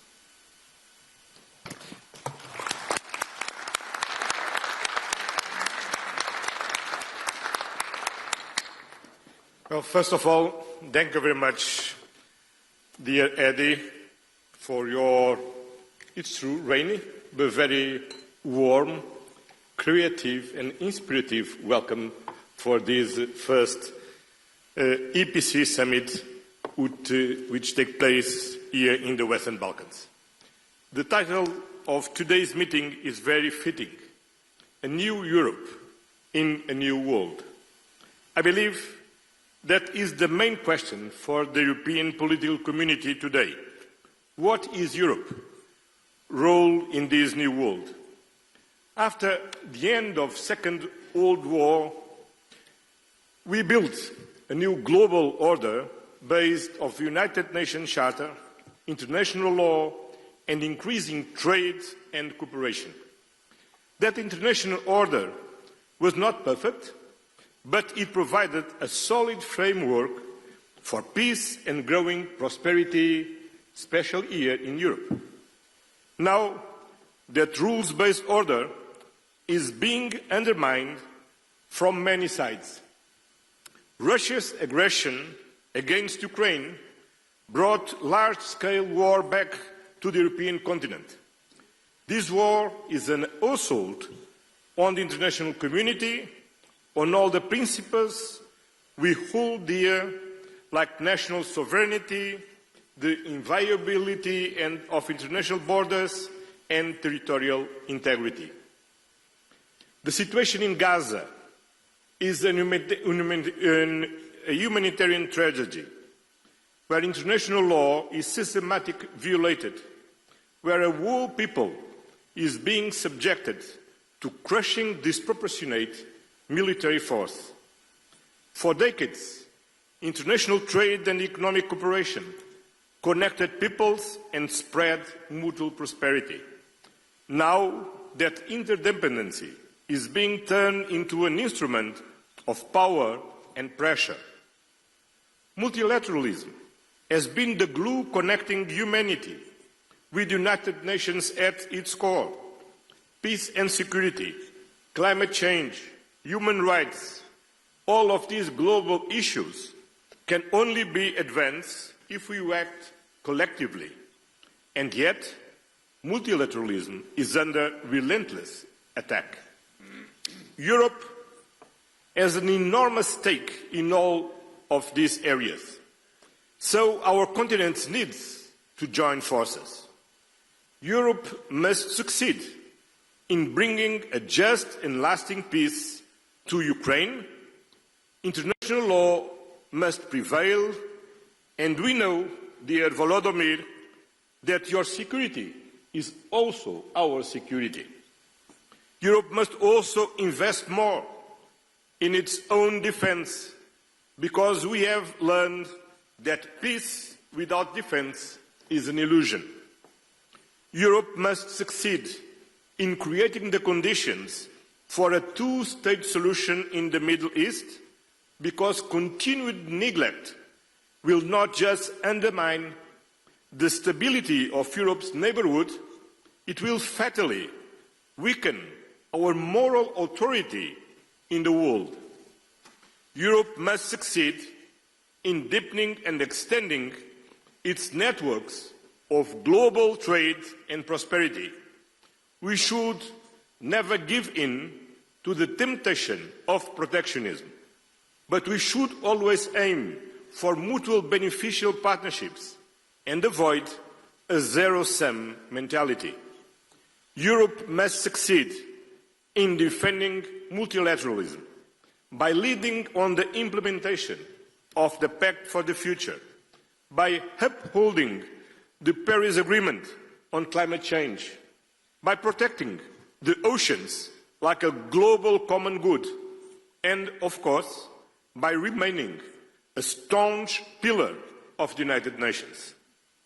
And Europe will succeed. I want to tell you today that the European Union is ready to play its full part in this new Europe, in the new world, working closely with all our European partners. The EU will remain a reliable partner, a predictable partner in European integration, in economic and energy cooperation, in security and defence, in protecting our climate. So, use the energy, the motivation, the faith of these children and the energy of our friend Edi Rama to get work together as Europeans. Thank you.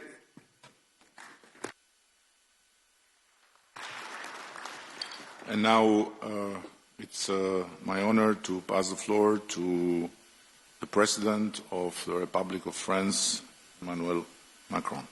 Your Majesty. Merci, Edi. Merci beaucoup de nous accueillir pour ce sommet. Félicitations pour le résultat électoral et en effet ce chemin européen et cette confiance dans l'avenir, dans l'Europe que tu as exprimé. Merci et je suis heureux de retrouver ici tous et toutes pour ce 6e sommet de la communauté politique européenne et le premier dans la région des Balkans. Et donc merci pour l'immense hospitalité et aussi pour avoir rappelé que derrière le rêve européen et ce qui nous unit, l'Europe n'est pas simplement une géographie, mais elle est toujours une mythologie, un récit et une traversée. Et de rappeler que cette Europe de la Renaissance, des Lumières, celle de la paix, du progrès et de la culture est celle qui nous a inspirés et qui, au fond, donne envie. Néanmoins, nous nous retrouvons dans un moment de la vie de nos nations et de cette région qui, je crois, emprunte d'une certaine gravité la rencontre d'aujourd'hui, compte tenu des enjeux qui sont les nôtres. Et en fond, en essayant de préparer cette rencontre, je suis frappé de voir à quel point, et de manière sans doute inédite, on a aujourd'hui sur notre Europe un défi sur toutes les sécurités. Et réunir cette Europe large, au-delà de l'Union européenne, réunir justement entre égaux tous les chefs d'État et de gouvernement et toutes les nations qui sont ici représentées, c'est essayer de donner une chance à notre grand continent de faire face aux défis qui sont les siens à travers l'unité. Et je pense que l'unité entre nous tous est indispensable aujourd'hui compte tenu des menaces et des risques de division qui pèsent sur le continent. Évidemment, la première sécurité est la sécurité géopolitique. Vous l'avez exprimé l'un et l'autre. Et les menaces de guerre, de division qui frappent l'Europe et qui parfois menacent sa propre unité. C'est d'abord évidemment la guerre d'agression russe en Ukraine. Et Volodymyr sait combien ici il a notre solidarité. Et je pense que la bataille que nous menons tous, que nous avons portée nos collectifs la semaine dernière avec Keir, Donald et Friedrich, la coalition des volontaires qui s'est constituée et unie beaucoup ici autour de cette table pour soutenir l'Ukraine est importante, d'abord pour obtenir le cessez-le-feu. Et si besoin était, je crois que les dernières heures ont montré à cet égard que la Russie n'avait pas envie de cessez-le-feu. Et que s'il n'y a pas une pression accrue des Européens et des Américains pour obtenir ce résultat, il ne sera pas spontané. Et au fond, la Russie veut reprendre des discussions qui sont connues, celles qui se sont tenues entre février et mai 2022, qui n'ont pas empêché les crimes de guerre à Boutcha et ailleurs et qui n'ont donné aucun résultat. Et nous devons pousser sur ce chemin et bâtir une paix juste et durable pour l'Ukraine. C'est aussi tout le travail qui est en train d'être finalisé et j'espère qu'il sera parachevé et qui permettra un traité de paix entre l'Arménie et l'Azerbaïdjan. Et je veux dire ici vraiment à Nicole et Ilham notre plein soutien à tous pour obtenir sur ce chemin la signature de ce traité de paix. C'est d'avancer sur des questions qui restent entre Belgrade et Pristina. C'est d'apporter notre soutien à la Moldavie, victime chaque jour des ingérences russes. Et c'est rappeler l'importance d'échéances électorales en cours qui, là aussi, on le sait très bien, font l'objet de telles ingérences. Et enfin, comme vient de le dire Antonio, c'est nous coordonner pour apporter une réponse tous ensemble à la situation humanitaire inacceptable à Gaza, obtenir là aussi un cessez-le-feu immédiat, une réponse humanitaire, puis une réponse politique, qui est la seule possibilité d'avoir un chemin qui est clé pour l'unité de nos pays et les principes que nous défendons, mais qui est aussi le seul moyen, au vu du reste du monde, d'être compris sur ce que nous faisons sur l'Ukraine. Et je ne compare aucune situation, mais je veux insister pour nous tous sur cela. L'essentiel de l'humanité, la Chine, l'Inde, le continent africain, le proche Moyen-Orient, le Pacifique et l'Asie et l'Amérique latine nous regardent. Parfois, elles ne comprennent pas totalement ce qu'on fait sur l'Ukraine, soyons lucides, mais il faut l'assumer et l'expliquer.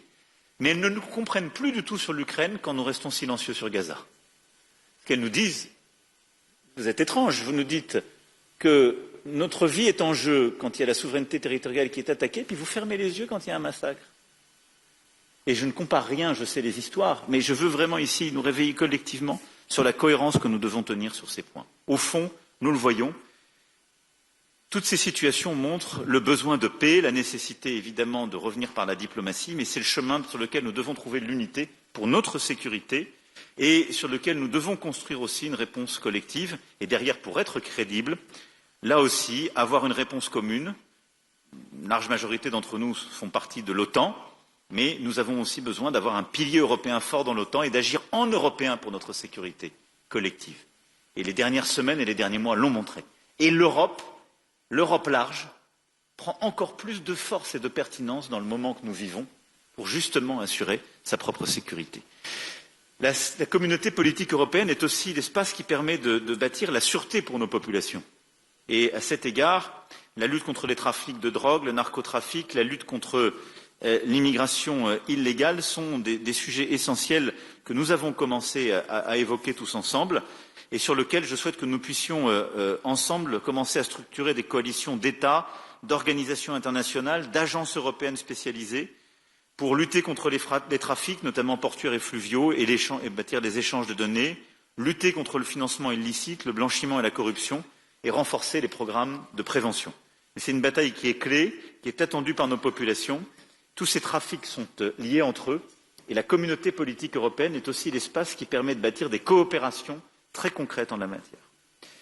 Troisième élément, c'est la sécurité démocratique. Alain a bercé la porte ô combien dans tous ses discours et à travers son organisation. Mais nous voyons à travers nos élections, la Roumanie le vit en ce moment, je l'évoquais, la Moldavie l'a vécu il y a très peu de temps, nous avons très clairement des menaces qui sapent l'intégrité de nos démocraties, qui minent leur résilience, et nous subissons des manipulations lors des périodes électorales, mais des ingérences informationnelles étrangères à peu près tout le temps. Et c'est quelque chose qui sape la sécurité démocratique de notre Europe. Et donc face à cela, et à ces fameuses FIMIS, nous avons lancé à Blenheim l'initiative qui a été portée avec Maya Sandu en créant un réseau de points de contact au niveau de la CPE pour améliorer la coopération entre nous. Et il faut aller plus loin en protégeant mieux nos infrastructures critiques face aux cyberattaques, en renforçant nos cadres réglementaires sur les contenus illicites en ligne, en traquant les flux financiers qui alimentent ces actions hybrides. Mais cette sécurité démocratique est essentielle. Sinon, en particulier la Russie, continueront de déstabiliser nos opinions publiques pour bouger les lignes. La Commission européenne, je le sais, a des initiatives en cours, mais ce qui a été porté par Maya à Blenheim, je pense, est un point important sur lequel on peut accrocher tout ça. Puis le dernier point, c'est la sécurité économique. Je l'évoquais à Budapest, mais je pense qu'on n'a pas encore suffisamment pris la mesure que nous constituons un marché de 700 millions d'habitants. Et ce marché a une puissance extraordinaire. Il est beaucoup plus gros que le marché américain, il est beaucoup plus cohérent, et en fait, compte tenu du niveau de vie moyen, il est plus structurant que le marché chinois. Si nous savons agir tous ensemble, c'est une énorme puissance de feu. D'abord, en renforçant les coopérations, en abattant les barrières tarifaires, en ayant de la convergence réglementaire, pour faire de notre grande Europe, de notre large Europe, quelque chose de beaucoup plus uni sur le plan commercial et sur le plan de l'intégration économique. C'est tous les débats qu'on a entre l'Union européenne et Royaume-Uni et qui sont menés en ce moment, mais c'est aussi les débats qu'on avait eus et que vous aviez structurés, en particulier Alexandre et Edi, sur toute la région. Mais je souhaite qu'on puisse vraiment aller beaucoup plus loin sur cette intégration économique de la région, indépendamment des sujets d'élargissement et d'Union européenne. Et je pense que nous devons nous coordonner très fortement pour faire face à toutes les attaques extérieures ou, au fond, à tout ce qui crée de la concurrence déloyale. On est tous face aux tarifs américains, coordonnons-nous. On sera beaucoup plus fort si on se coordonne avec un marché de 700 millions d'habitants et de consommateurs. On fait tous face à la concurrence déloyale de certains produits venant d'Asie, en raison de différences de règles ou de la sursubvention de surcapacité. Coordonnons-nous, on sera beaucoup plus fort pour protéger nos marchés et ce commun. Et donc, je souhaite qu'on essaie de structurer aussi une réflexion et un travail autour de la sécurité économique à l'échelle du continent et donc autour de la communauté politique européenne. Voilà les quelques mots que je voulais dire, mais au fond, on le voit bien, notre grande Europe est à un moment de réveil géopolitique.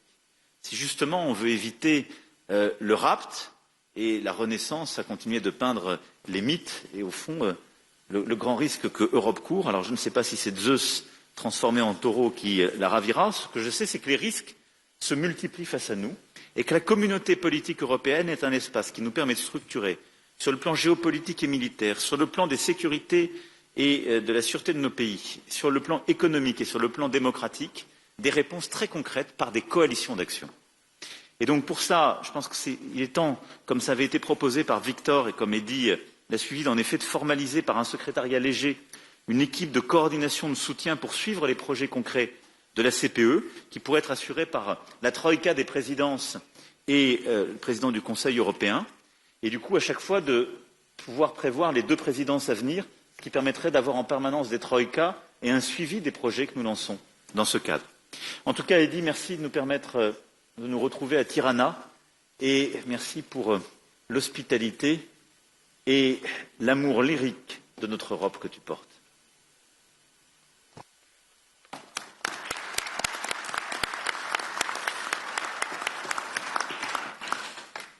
Thank you, and now it's an honor to give the floor to a special friend of all of us and my dear friend V, the President of Ukraine, Volodymyr Zelenskyy. Thank you so much. Dear friend, thank you so much. Edi, Prime Minister Rama, thank you, and thank you, Albania, for hosting us today. Not just in a beautiful country, but in a country that believes in Europe and stands for its future. Dear friends, thank you all for your support, and I appreciate that we share the same understanding. This war Russia against Ukraine must be ended as soon as possible and in a just way. Ukraine needs peace. Peace in Europe depends on whether Ukraine will get it. All of you know that this week we had a real chance to take important steps toward ending this war, if only Putin had not been afraid to come to Turkey. I was in Ankara yesterday, and thanks for participation and hosting us, President Erdogan. And I was ready for a direct meeting with Putin, whether in Ankara or in Istanbul, and not just for a meeting, but to resolve all the important issues to my mind. But he didn't agree to anything, Putin. And you can also see that the Russian delegation that came to Istanbul is of a very low level. None of them are people who actually make decisions in Russia. Still, I send our team to Istanbul, led by Ukraine's Minister of Defense, at least to see if those Russians can actually decide anything. Our number one priority is a full, unconditional and honest ceasefire. This must happen immediately to stop the killing and create a solid basis for diplomacy, first of all. And if the Russian representatives in Istanbul today cannot even agree to that, to ceasefire, to this clearly necessary first step, then it will be 100% clear that Putin continues to undermine diplomacy. If that's not the case, there must be at least some result today, starting with a ceasefire. The Ukrainian delegation has a mandate to make decisions. As we saw yesterday, Russia sent almost the same people it sent in 2022. This shows that Russia has not changed its basic approach. They make many statements, many threats, but solve nothing. They are doing everything they can to turn this Istanbul meeting into a staged, empty process, just like the ones in 2022. It's not us or Western leaders who are disrupting the negotiation as the Russians have been claiming for years. It's Russians who send empty heads to the talks. And that's what destroys the meaning of diplomacy. So if it turns out that the Russian delegation really is just theatrical and can't deliver any results today, the world must respond. There needs to be a strong reaction, including sanctions against Russia's energy sector and banks. Pressure must continue to rise until real progress is made. Ukraine is ready to take all realistic steps to end this war. I call on Putin to give his delegation real authority, and we need a full stop to the killing, long enough to give diplomacy a real chance. Secondly, we must build at least a minimum level of trust in the negotiation process. This can be done by releasing prisoners of war, returning Ukrainian children taken by Russia, and releasing civilian hostages currently held by the Russian side. Third, we need to clearly define which issues must be handled at the leadership level, not below. And we all know who makes the real decisions in Russia. Fourth, together with our leaders and together with the countries who are here with us today, we have begun to create a new security architecture for Ukraine and all of Europe. I thank everyone who is on board. Now it's time to move to very practical steps. And fifth, the United States. President Trump wants to end this war. We need to keep working closely with President and stay as coordinated as possible. Long-term US support is also essential. An American backstop is needed. It's important that we all work together on every level to make that happen. And of course, I will keep you informed throughout the day about what is happening in Istanbul and whether there is any chance the Russian delegation will take real steps to stop the killing and bring the war to an end. Thank you, Edi, again for the invitation.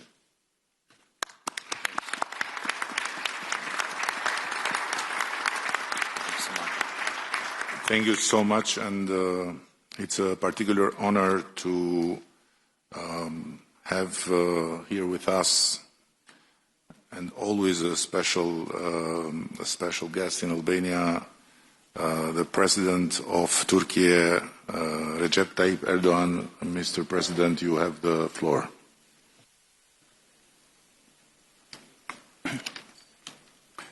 Değerli devlet ve hükümet başkanları, kıymetli katılımcılar, sizleri şahsım ve milletim adına saygıyla selamlıyorum. Avrupa Siyasi Topluluğu 6. zirvesinde sizlerle tekrar bir arada olmaktan büyük bir memnuniyet duyuyorum. Arnavutluk Başbakanı değerli dostum Sayın Edi Rama başta olmak üzere zirvenin düzenlenmesinde emeği geçenlere teşekkür ediyorum. Kıtamızı yeniden tanımlayacak yeni bir vizyonu konuşmak için bir araya geldik. Birlik içinde, işbirliği temelinde ve ortak eylem ruhuyla hareket etmemiz her zamankinden daha fazla önem taşıyor. Uluslararası alandaki güven bunalımının aşılması için adil ve kapsayıcı bir küresel yönetişim mimarisinin tesis edilmesine ihtiyaç var. Güvenliğin bölünmezliği ve refahın daha hakkaniyetli paylaşılması ilkeleri üzerinde bina edilecek bu dönüşümü bizler Avrupa kıtası olarak öncelikle kendi evimizde başlatmalıyız.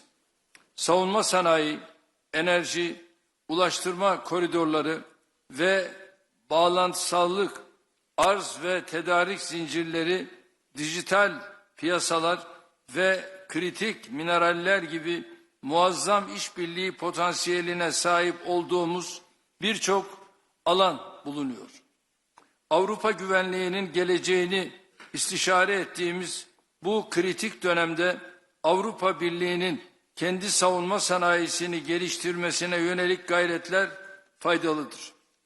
Bu çabaların NATO'nun merkezi rolünü aşındırmayacak şekilde birlik üyesi olmayan müttefikleri de kapsaması gerektiğini düşünüyoruz. ReArm ve SAFE gibi girişimlerin bu anlayışla yürütülmesinin Avrupa güvenliğinin hayrına olacağına inanıyoruz.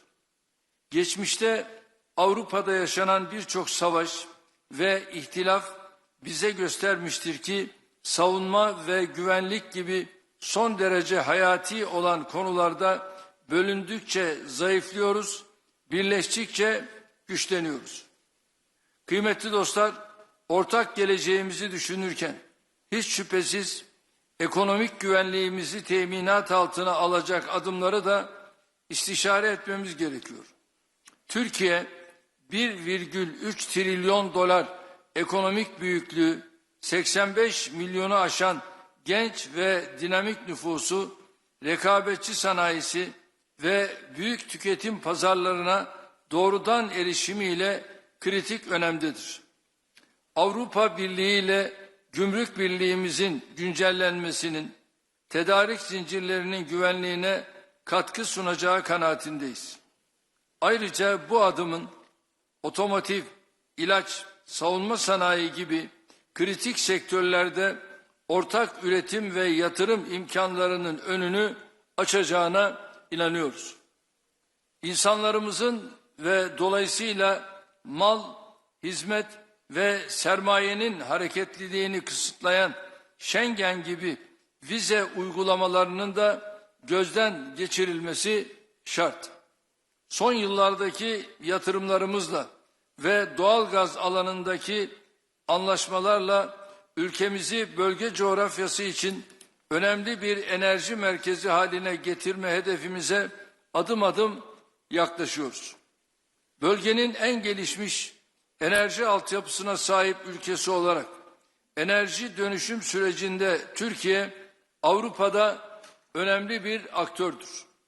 Yenilenebilir enerji alanındaki adımlarımız sadece ülkemiz için değil, tüm bölge için fırsatlar sunuyor.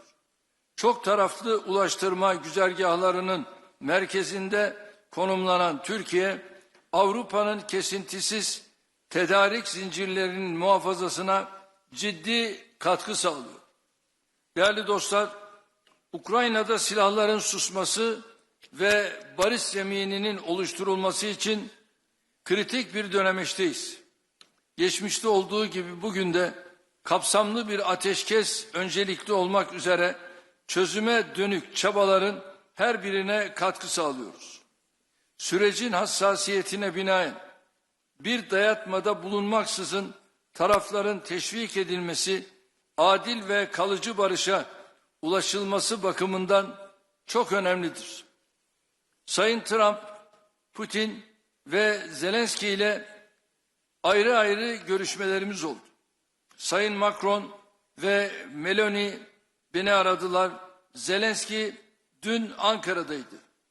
Kendisiyle görüşmemiz sonrasında teknik görüşmelere başlama kararı aldı. Mart 2022'den bu yana ilk kez akan kanı durdurma noktasında önemli bir fırsat penceresi aralandı. Nitekim şu anda İstanbul'da Dışişleri Bakanımın riyasetinde görüşmeler Rusya, Ukrayna, Türkiye arasında devam ediyor. Bunun heba edilmemesi gerektiğine inanıyorum. Gelinen aşamada barışın süratle tesisi için Ukrayna ve Rusya arasında diyalog kanallarının açık tutulması için buradaki tüm ortaklarımızın desteğine güveniyoruz. her zaman ifade ettiğim gibi adil bir barışın kaybedeni olmayacaktır. Türkiye bu süreçte üzerine düşenleri yapmaya devam edecektir.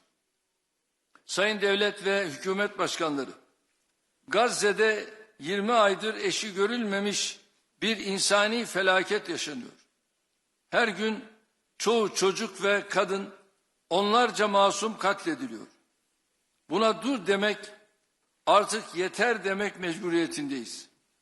Netanyahu'nun uzlaşmaz, saldırgan ve kibirli tutumu Gazze ile birlikte tüm bölgemizi, burada yaşayan farklı inançlardan insanları da tehlikeye atıyor. Gazze'de ateşkesin tesisi için de Avrupa'nın gereken iştiyak ve ilgiyi göstermesini bekliyoruz. Gazze'de 2 milyondan fazla insanın açlığa mahkum edilmesi karşısında uluslararası camianın eylemsiz kalması ne vicdani kıstaslarla ne insanlık onuruyla bağdaşmaktadır. Kalıcı ateşkesin yanı sıra insani yardım sevkiyatının teminat altına alınması ve Gazze'nin yeniden yaşanabilir hale getirilmesi için de tüm imkanlarımızı seferber etmeliyiz.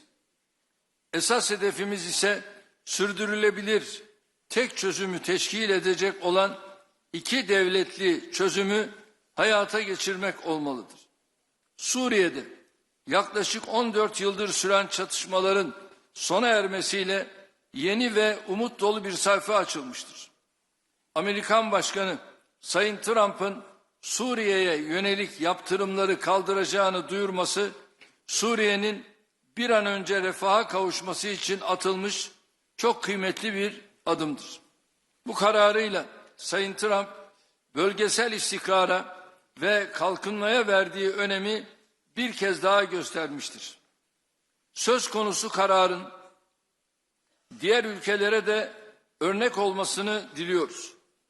Avrupa Birliği tarafından sabık rejime yönelik getirilen yaptırımların aynı şekilde ivedilikle kaldırılmasını, yeniden imar faaliyetleri için mali destek sağlanmasını bekliyoruz.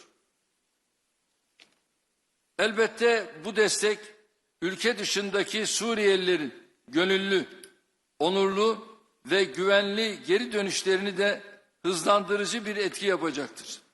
Kıymetli devlet ve hükümet başkanları, belirsizliklerin arttığı mevcut ortam bizleri ortak çözümler etrafında kenetlenmeye mecbur kılıyor. Dayanışmayı, kaynaklarımızı iyi kullanmayı ve samimi işbirliğini sağladığımızda kıta olarak üstesinden gelemeyeceğimiz tehdit ve sınama kalmayacağına canı gönülden inanıyorum.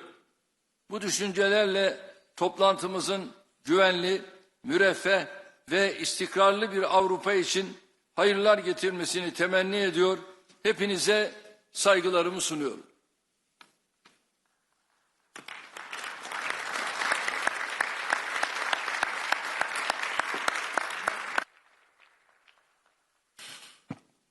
Thank you very much. Now it's an honor on behalf of the people of the Protectorate of Albania to give the floor to the Italian Prime Minister and Protector of our country, Giorgia Meloni. Dear colleagues, good morning everyone, and let me say thanks to Edi, not for being a protectorate, but for his warm hospitality and the summit, and also for making me feel very young again with that video he showed in the inauguration. And I want also to congratulate Edi for his absolutely unexpected re-election as the leader here of the Albanian government. I'm happy that Europe will continue to count on his spirit and his determination. Albania is hosting the European political community for the first time. I value it as particularly significant, not only for this nation, but for all of us, I have always considered the European identity as fact, established by history even before geography. A concept harder to enclose in a definition than to understand by impulse. Albania is, of course, Europe, just like Italy or Serbia or Norway, regardless of whether they are part of this or that organization. That is why it always makes me smile when someone attempts to claim the right to decide who's European and who's not. Among the states that are around this table today, several have decided not to join the EU, others aspire to be part of it. Both are no less European than the 27 EU member states. Yet the EU is today the Sanders Comment home to achieve what I like to call the European reunification, attained amongst people who may differ from one another, and yet they are a part of one whole, like the different fingers of a hand. Peoples who have fought each other over the centuries, yet are in reality one single people. Also, for this reason, being here today means taking a step forward in the historic process of reunifying Europe, because if we really want to build a new Europe in a new world,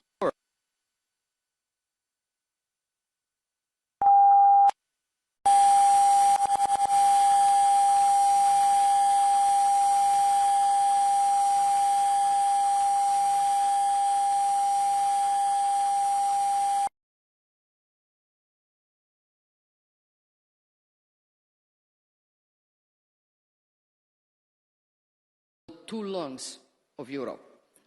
For this reason, Italy is committed in Brussels to asserting a strategic approach to the Western Balkans to take into due account, despite the complex challenges posed by the region, the need to provide these countries with a clear EU integration perspective. Of course, enlargement involves new challenges, but I'm convinced that the European integration of Western Balkans, as well as towards the East, is also a strategic investment on Europe's own security.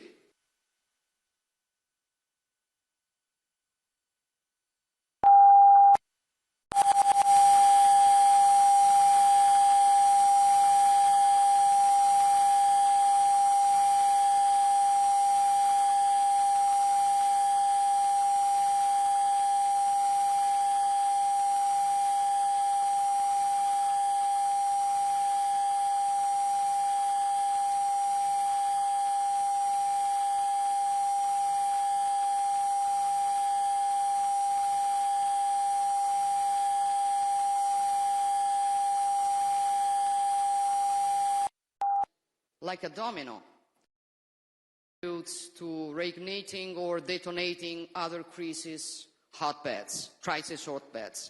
We have witnessed this in the Middle East, and not only there. That is why we will continue to stand by Ukraine and to strive for this war to immediately come to an end, because our security and freedom depend on restoring the force of law over the law of the strongest. And speaking of Europe and freedom, I believe it is nothing more European than a people willing to risk everything to defend its own freedom and independence. Every day, the heroism and tenacity of the Ukrainian people reminds us what Europe is and what the deepest aspect of our common identity is: freedom. We defend our freedom and we want peace. Volodymyr and the Ukrainian people want peace, and we newly witnessed it yesterday. The world saw who was really willing to sit at a negotiation table and who was not. And this shows also with respect to certain propaganda who looks for peace and who doesn't. At the same time, we must not interpret what happened yesterday as a setback and throw in the towel. Instead, we must insist with determination to finally achieve an unconditional ceasefire and a true peace agreement with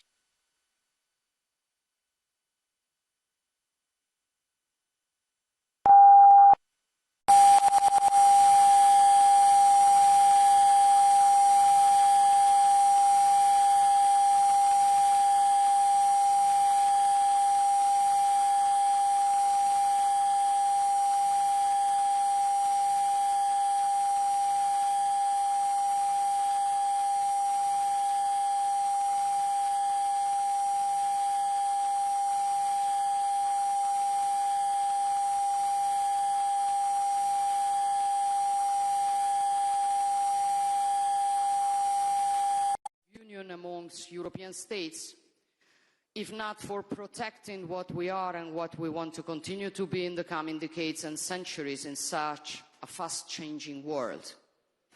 Because if Europe sometimes proves unable to face the great challenges, it is no one else's fault. It is our responsibility. And it is up to us to choose whether to go along a decline or instead fight it. And if we decide to fight it, first of all, we need to regain awareness, which is mainly awareness of who we are, what the European civilization is, of the great achievements it has accomplished across the history of humankind. A synthesis of values resulting from the encounter between Greek philosophy, Roman law, Christian humanism, a synthesis of values that allowed European civilization to conceive a world in which the person is central, life is sacred, and human beings are free and equal. A civilization that respects the identities of the others without denying its own, and that builds peace where instead others see destruction. We are this. We are this before everything. And I think we have, first of all, to remember it every day if we want to build a Europe up to the role received from history. Thank you.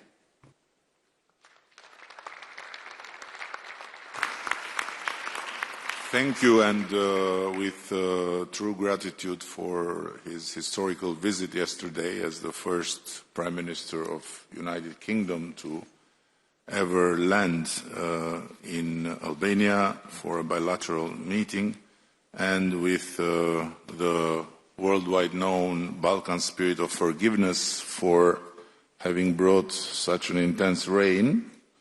I'm honored to give the floor to the Prime Minister of the United Kingdom, Keir Starmer. Thank you, and the floor is yours. Thank you, Eddie, and it's really good to see everyone around the table here today. And thank you, Eddie, for bringing us together. I would remind you it was sunny when I got off the plane yesterday morning. We brought the sun from London, and this rumour that the weather is down to the British is completely wrong. But look, you've brought us together, Eddie. It is a really important day, a really important meeting, because this is a crucial moment for our continent. And that's been reflected, I think, in the remarks of everybody so far. And I was struck by your opening words, Eddie, because we are entering a new era. We are all saying that, and we need to recognise that it's a new era, but it's one characterised by volatility and instability, sadly. That is the new era that we are entering. As we do so, the opportunity for all European leaders to come together, each of us facing challenges for our security and our economies, I think as we do that, the value of the EPC could not be clearer. So it is very important that we're here today. That's why I was so pleased to host the summit last year at Blenheim Palace, very shortly after my government was elected, within the first 2 weeks. I was very pleased because it was very important for me to signal our intent from the very beginning to work more closely with our European partners and strengthen the UK's relationship with the EU, not based on rehashing arguments about the past, but looking forward to the future. And since then, as you'll have seen, we've dramatically stepped up our engagement with European allies, recognising that partnership is vital to our delivery of security and renewal, and particularly to working people in the UK who want that security and that renewal and deserve it. And we will be strengthening our alliances across Europe, which is why I was really pleased, Eddie, to be the first British Prime Minister to come for a bilateral visit here to Albania and work with you as our partners. And that's why I'm very pleased to be hosting Ursula and Antonio in London on Monday for the first UK-EU summit, a very important moment in this new era. And a moment that is about recognising that many of the challenges we face, whether that's migration, growth, security, they are shared challenges, and only shared solutions will solve them. And obviously, our most urgent challenge here today is securing a just and lasting peace for Ukraine. A just and lasting peace. Those words, just and lasting, being so important. And that is why it's vital that we all step up to do more for our own defence. And last week I announced a major package of sanctions on the Russian shadow fleet, ramping up the pressure on Putin and protecting our critical infrastructure. And Emmanuel and I have worked very hard with many of you in recent months to bring together political and military leaders under our coalition of the willing, and I thank everybody who's been part of that. And of course, together with Friedrich and Donald, we joined Vladimir in Kyiv last weekend, not just an important symbol of solidarity and support 80 years after the end of the Second World War, and a reminder that the values that were fought for 80 years ago are precisely the same values that we are fighting for tomorrow, at the moment, in relation to Ukraine, but also an important moment to bring together, and supported by President Trump, the argument about an unconditional ceasefire, that Putin must come to the table for that unconditional ceasefire, and to issue, as we did last weekend, that ultimatum. Now, having issued that ultimatum, we must be prepared to follow through, because if Russia won't come to the negotiating table, Putin must pay the price. And I think yesterday, as already been mentioned, was further evidence that Putin is not serious about peace. Russia is dragging its feet and playing games, whilst Ukraine has shown itself to be the party of peace. And Vladimir, your leadership throughout this conflict, your leadership in fighting the Russian aggression and the resilience and courage of the Ukrainian people is, I think, something for us all to hold up, but also your leadership in the fight for peace, because it was you that put on the table some weeks ago now the unconditional ceasefire. So Ukraine is clearly the party of peace, and we all need to line up as allies to ensure that we get the ceasefire that is desperately needed and deliver sanctions if that is necessary. And the United Kingdom is fully committed to playing our full part, which is why we've boosted our defence spending to 2.5% of GDP in 2027, with the clear ambition to reach 3% in the next Parliament. And I know others here are stepping up, obviously, as well, so that together we deliver a generational shift in European defence and tackle the challenges that undermine our stability and security. And those challenges include migration, a challenge that preys on the most vulnerable and places a huge strain on our immigration system, as well as our public services. And that's why I put illegal migration on the agenda at Blenheim, why I chaired a discussion on the topic in Budapest. I'm really pleased, Edi, that you include it again on the agenda for today. Because the truth is, this is a challenge that crosses our borders, a challenge we have to confront together. All of our citizens want an immigration system that is fair and that works for the national interest. And now is the time to work together to secure our shared borders. And this approach is already paying off. Yesterday, I visited Durrës port and saw firsthand how the UK is working with Albanian law enforcement to disrupt cross-border crime. And in March, I hosted the first major international summit to tackle organised immigration crime, highlighting work with European partners that is already driving results. But now is the time to do more across the board on immigration, national security, and we all know it's absolutely critical to our economic security as well. So in a new era for trade and the economy, We will increase our resilience, strengthen our alliances, and reduce barriers to trade with our allies around the world and across Europe. In this time of great uncertainty and volatility, the UK will not respond by turning inwards, but by taking its place on the world stage, strengthening our alliances, supporting freedom and peace in Europe. And I thank you, Edi, again for convening us today in pursuit of those common themes and issues. And it is a unique privilege to have the chance to congratulate in person in Tirana newly elected Chancellor of Germany. And it is, I believe, a lifetime chance to be the Prime Minister of Albania and have in your hands the possibility to give or not give the floor to the German Chancellor. So the floor is yours, dear Chancellor Merz, and congratulations, and we all look forward for the leadership of Germany. Thank you, Prime Minister, dear Edi Rama. Many thanks for your warm welcome and many thanks for your hospitality here in Tirana. And let me say that I'm very happy to be here and to have the honor and opportunity to be with you first time in this distinguished group of political leaders of Europe.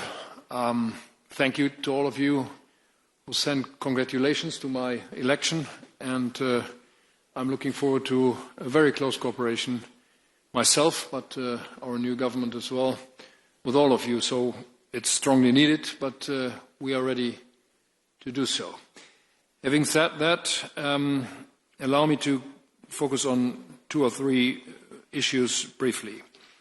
The first one is this European continent is challenged by something which we have not yet seen for decades, which is a very tough and strong war in Ukraine. This is not just a war against this country. If it were so, it was critical and terrible enough. But this is something which is directed against the entire political order of our continent. So you all know that Donald, Keir, Emmanuel and myself, we went to Kiev to see President Zelenskyy last Saturday, and we did that not just on our own behalf.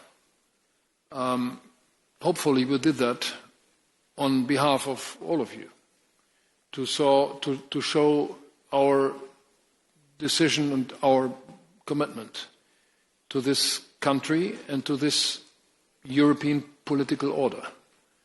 And we are determined, the 4 of us, and I hope all of you, that we have to continue to give support, strong support, politically, economically, financially, militarily, to this country.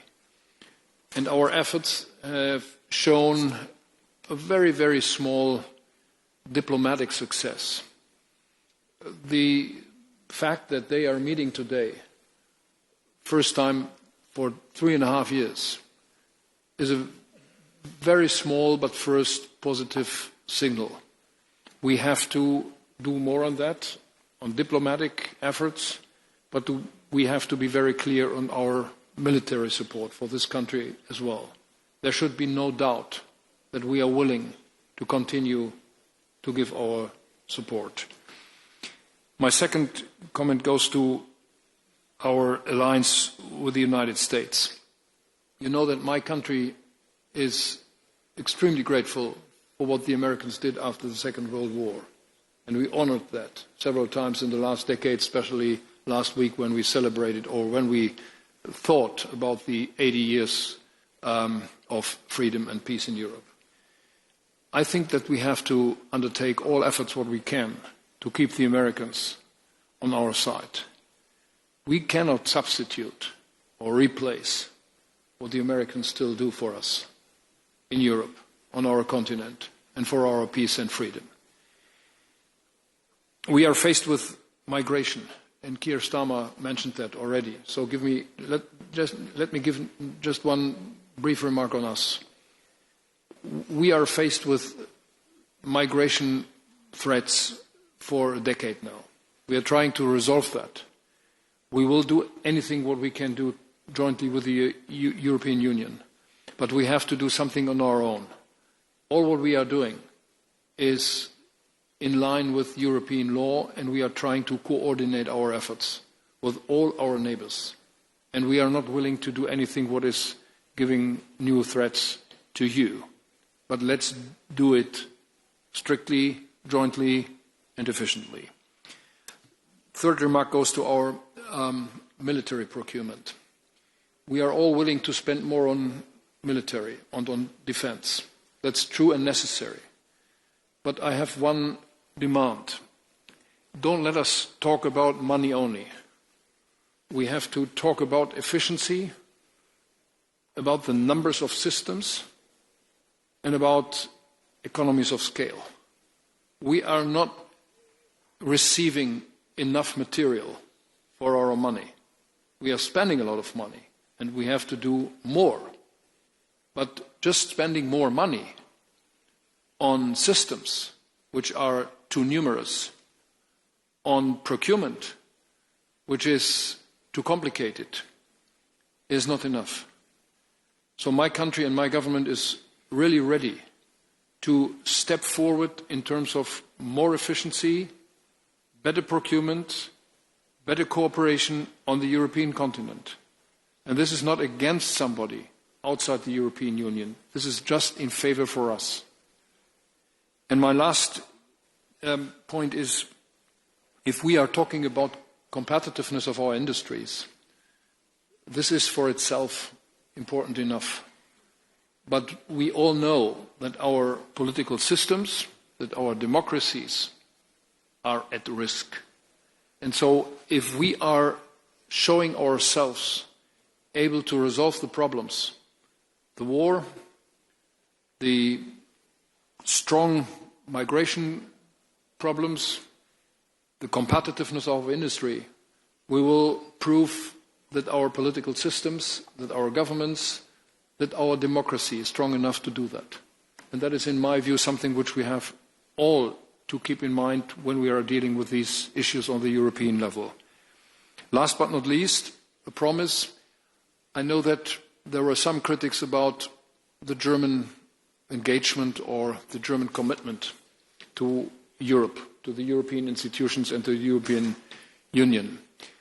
I asked my government to be as much as possible present on the European level, in the Council of Ministers, on other European institutions like this one and others, to show that Germany is clearly committed to what is necessary now in Europe, and that we are willing to find a new approach on our European commitment. That's not because we love Europe so much. That is because we all know that we can only be successful jointly. So many thanks for your warm welcome in this group. I'm looking forward to cooperate with you. I'm feeling very much at home in this group of people. Thank you so much.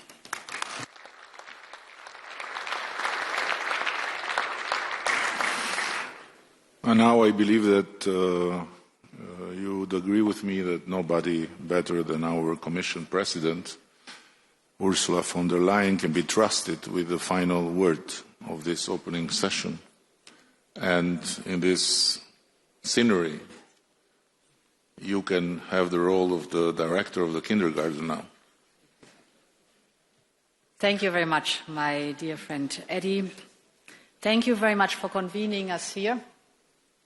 Outstanding again, as we know you. And indeed, many of you said that the changes we are living through are historic, without any question. When the wall fell in 1990, the end of history was proclaimed. And you all remember that we assumed that economic and political freedom would eventually converge and that this would unite people. Now, as we are here today, history is back, and so are geopolitics. What we have perceived as a world order is becoming a world disorder, triggered not least by Putin's imperialistic ambitions and other geopolitical struggles. In recent years, and just as we spoke here, Emmanuel, the need for a wake-up call for Europe has often been articulated. Well, today Europe is awake, wide awake. And we know that we must leap forward. We have to close the innovation gap. Edi, you mentioned it. We have to boost our competitiveness. We have to build our own resilience. And we have to widen and deepen the network of partnerships that we have around the world. We all have learned that when there are big crises, Europe certainly provides some of the big answers. And we all know it in the last years, the pandemic, the climate crisis, Russian war against Ukraine. All these are serious crises that have really challenged us, but Europe has emerged bigger and stronger from every crisis. Europe has moved closer together in the face of these turning points in history. And Europe has stood united in its unwavering support to Ukraine. Because we should not forget, this is also why the European political community has been founded and created, to rally around Ukraine in the face of Russia's aggression and to preserve peace on the continent, while Russia has left Europe. The mere fact that we are sitting here today, together, with you, Volodymyr, is proof of our ironclad unity. For 3 long years now, we have demonstrated our unity, our resolve, and even greater cooperation to defend the sovereignty of Ukraine, to find a path towards a peace settlement, and strong security guarantees for Ukraine. And all along the way, most members of the EPC supported hard-hitting sanctions on Russia, and these sanctions are biting. Russia's oil and gas revenues have fallen by almost 80% compared to before the war. Russia's deficit is skyrocketing. Interest rates are prohibitively high. Inflation is on the rise, well above 10%. And we are ready to do more to bring Putin to the negotiation table. Many of the speakers mentioned it. This war has to end. You said it, Georgia. You said it, Keir. Volodymyr has described with others the roller coaster of the last days. To be very clear again, we want peace. And so we are working on a next set of sanctions. Main elements of this package will be, for example, sanctions on Nord Stream 1 and Nord Stream 2, further listing of vessels in the shadow fleet and lower the oil price cap, and more sanctions on Russia's financial sector, because we want peace and it is time to seriously engage on that. But we are also gathered here in Tirana to build our common future. And it was wonderful to listen to the different speakers. Our future of a Europe that is an era of shared prosperity. If we are successful in building this prosperity, and I have no doubt we will, that is the glue for stability and peace on our continent. This is stronger than any aggression, shared prosperity. To do this, connectivity must be high on our agenda. We are already creating such opportunities through our Ukraine facility and our growth plans for the Western Balkans and Moldova. And soon we will look at the Black Sea with a dedicated EU strategy for the Black Sea and a connectivity agenda linking Europe with Central Asia through our partners of the South Caucasus.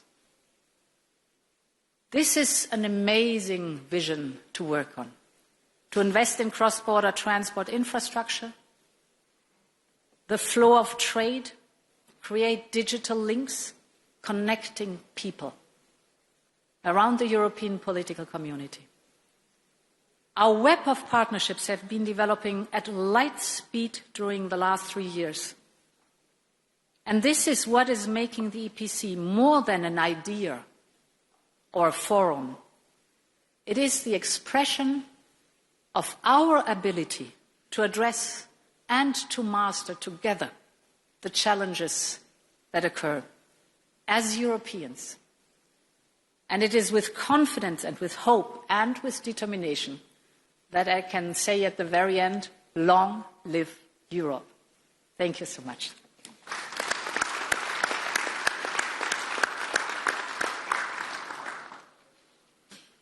Thank you, and I want to share with you that in our first common law,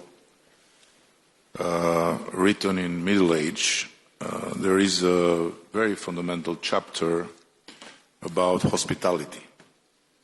And it starts with a quote that goes, the house of the Albanian belongs to God and the guest. And that quote is really very profound, and it's the origin of the fact that we ended the Second World War as the only country that had more Jews after than before, because they were guests in this country and they were protected with Albanian lives. But among many commandments, feeding well the guest is absolutely crucial. So please follow me now, and if you have been told by EU that there is no free lunch, you will change your conviction. There is, and there will always be for you anytime you come to Albania in whatever capacity. And in 1 hour, we have to go back and to make Europe work. Thank you. Thank you.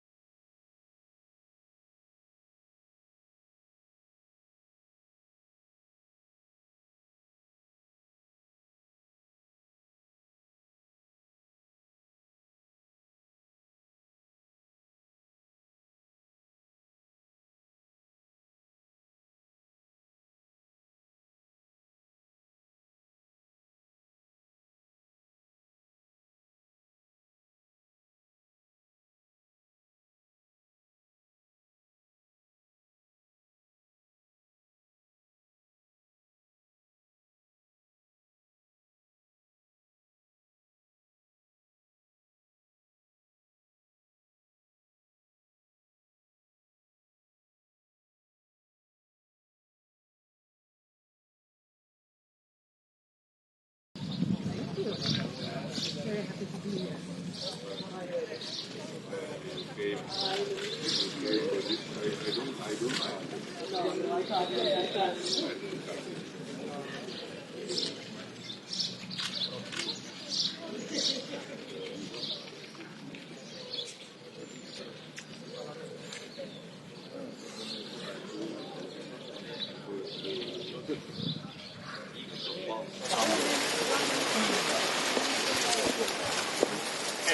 It is extremely important that we have the first ever European Political Community Summit here in the Western Balkans, where we will be as unequivocal as ever that we consider enlargement to be a win-win, both for the countries that are seeking to join, but also for the countries that are already in the European Union, because the European Union is not just a political community or an economic community, but can be truly a global strategic player.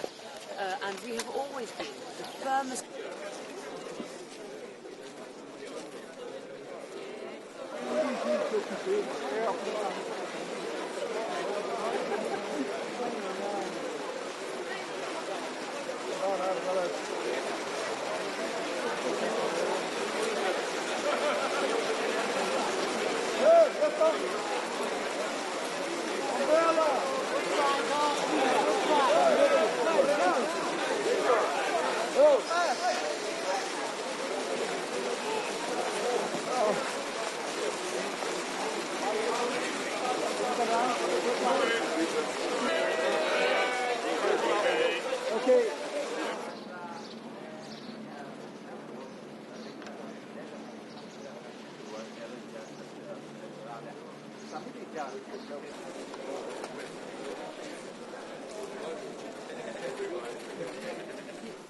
Highly distinguished guests and very dear friends, trust me, I struggled to find the right words to express my delight in hosting this European Political Community Summit.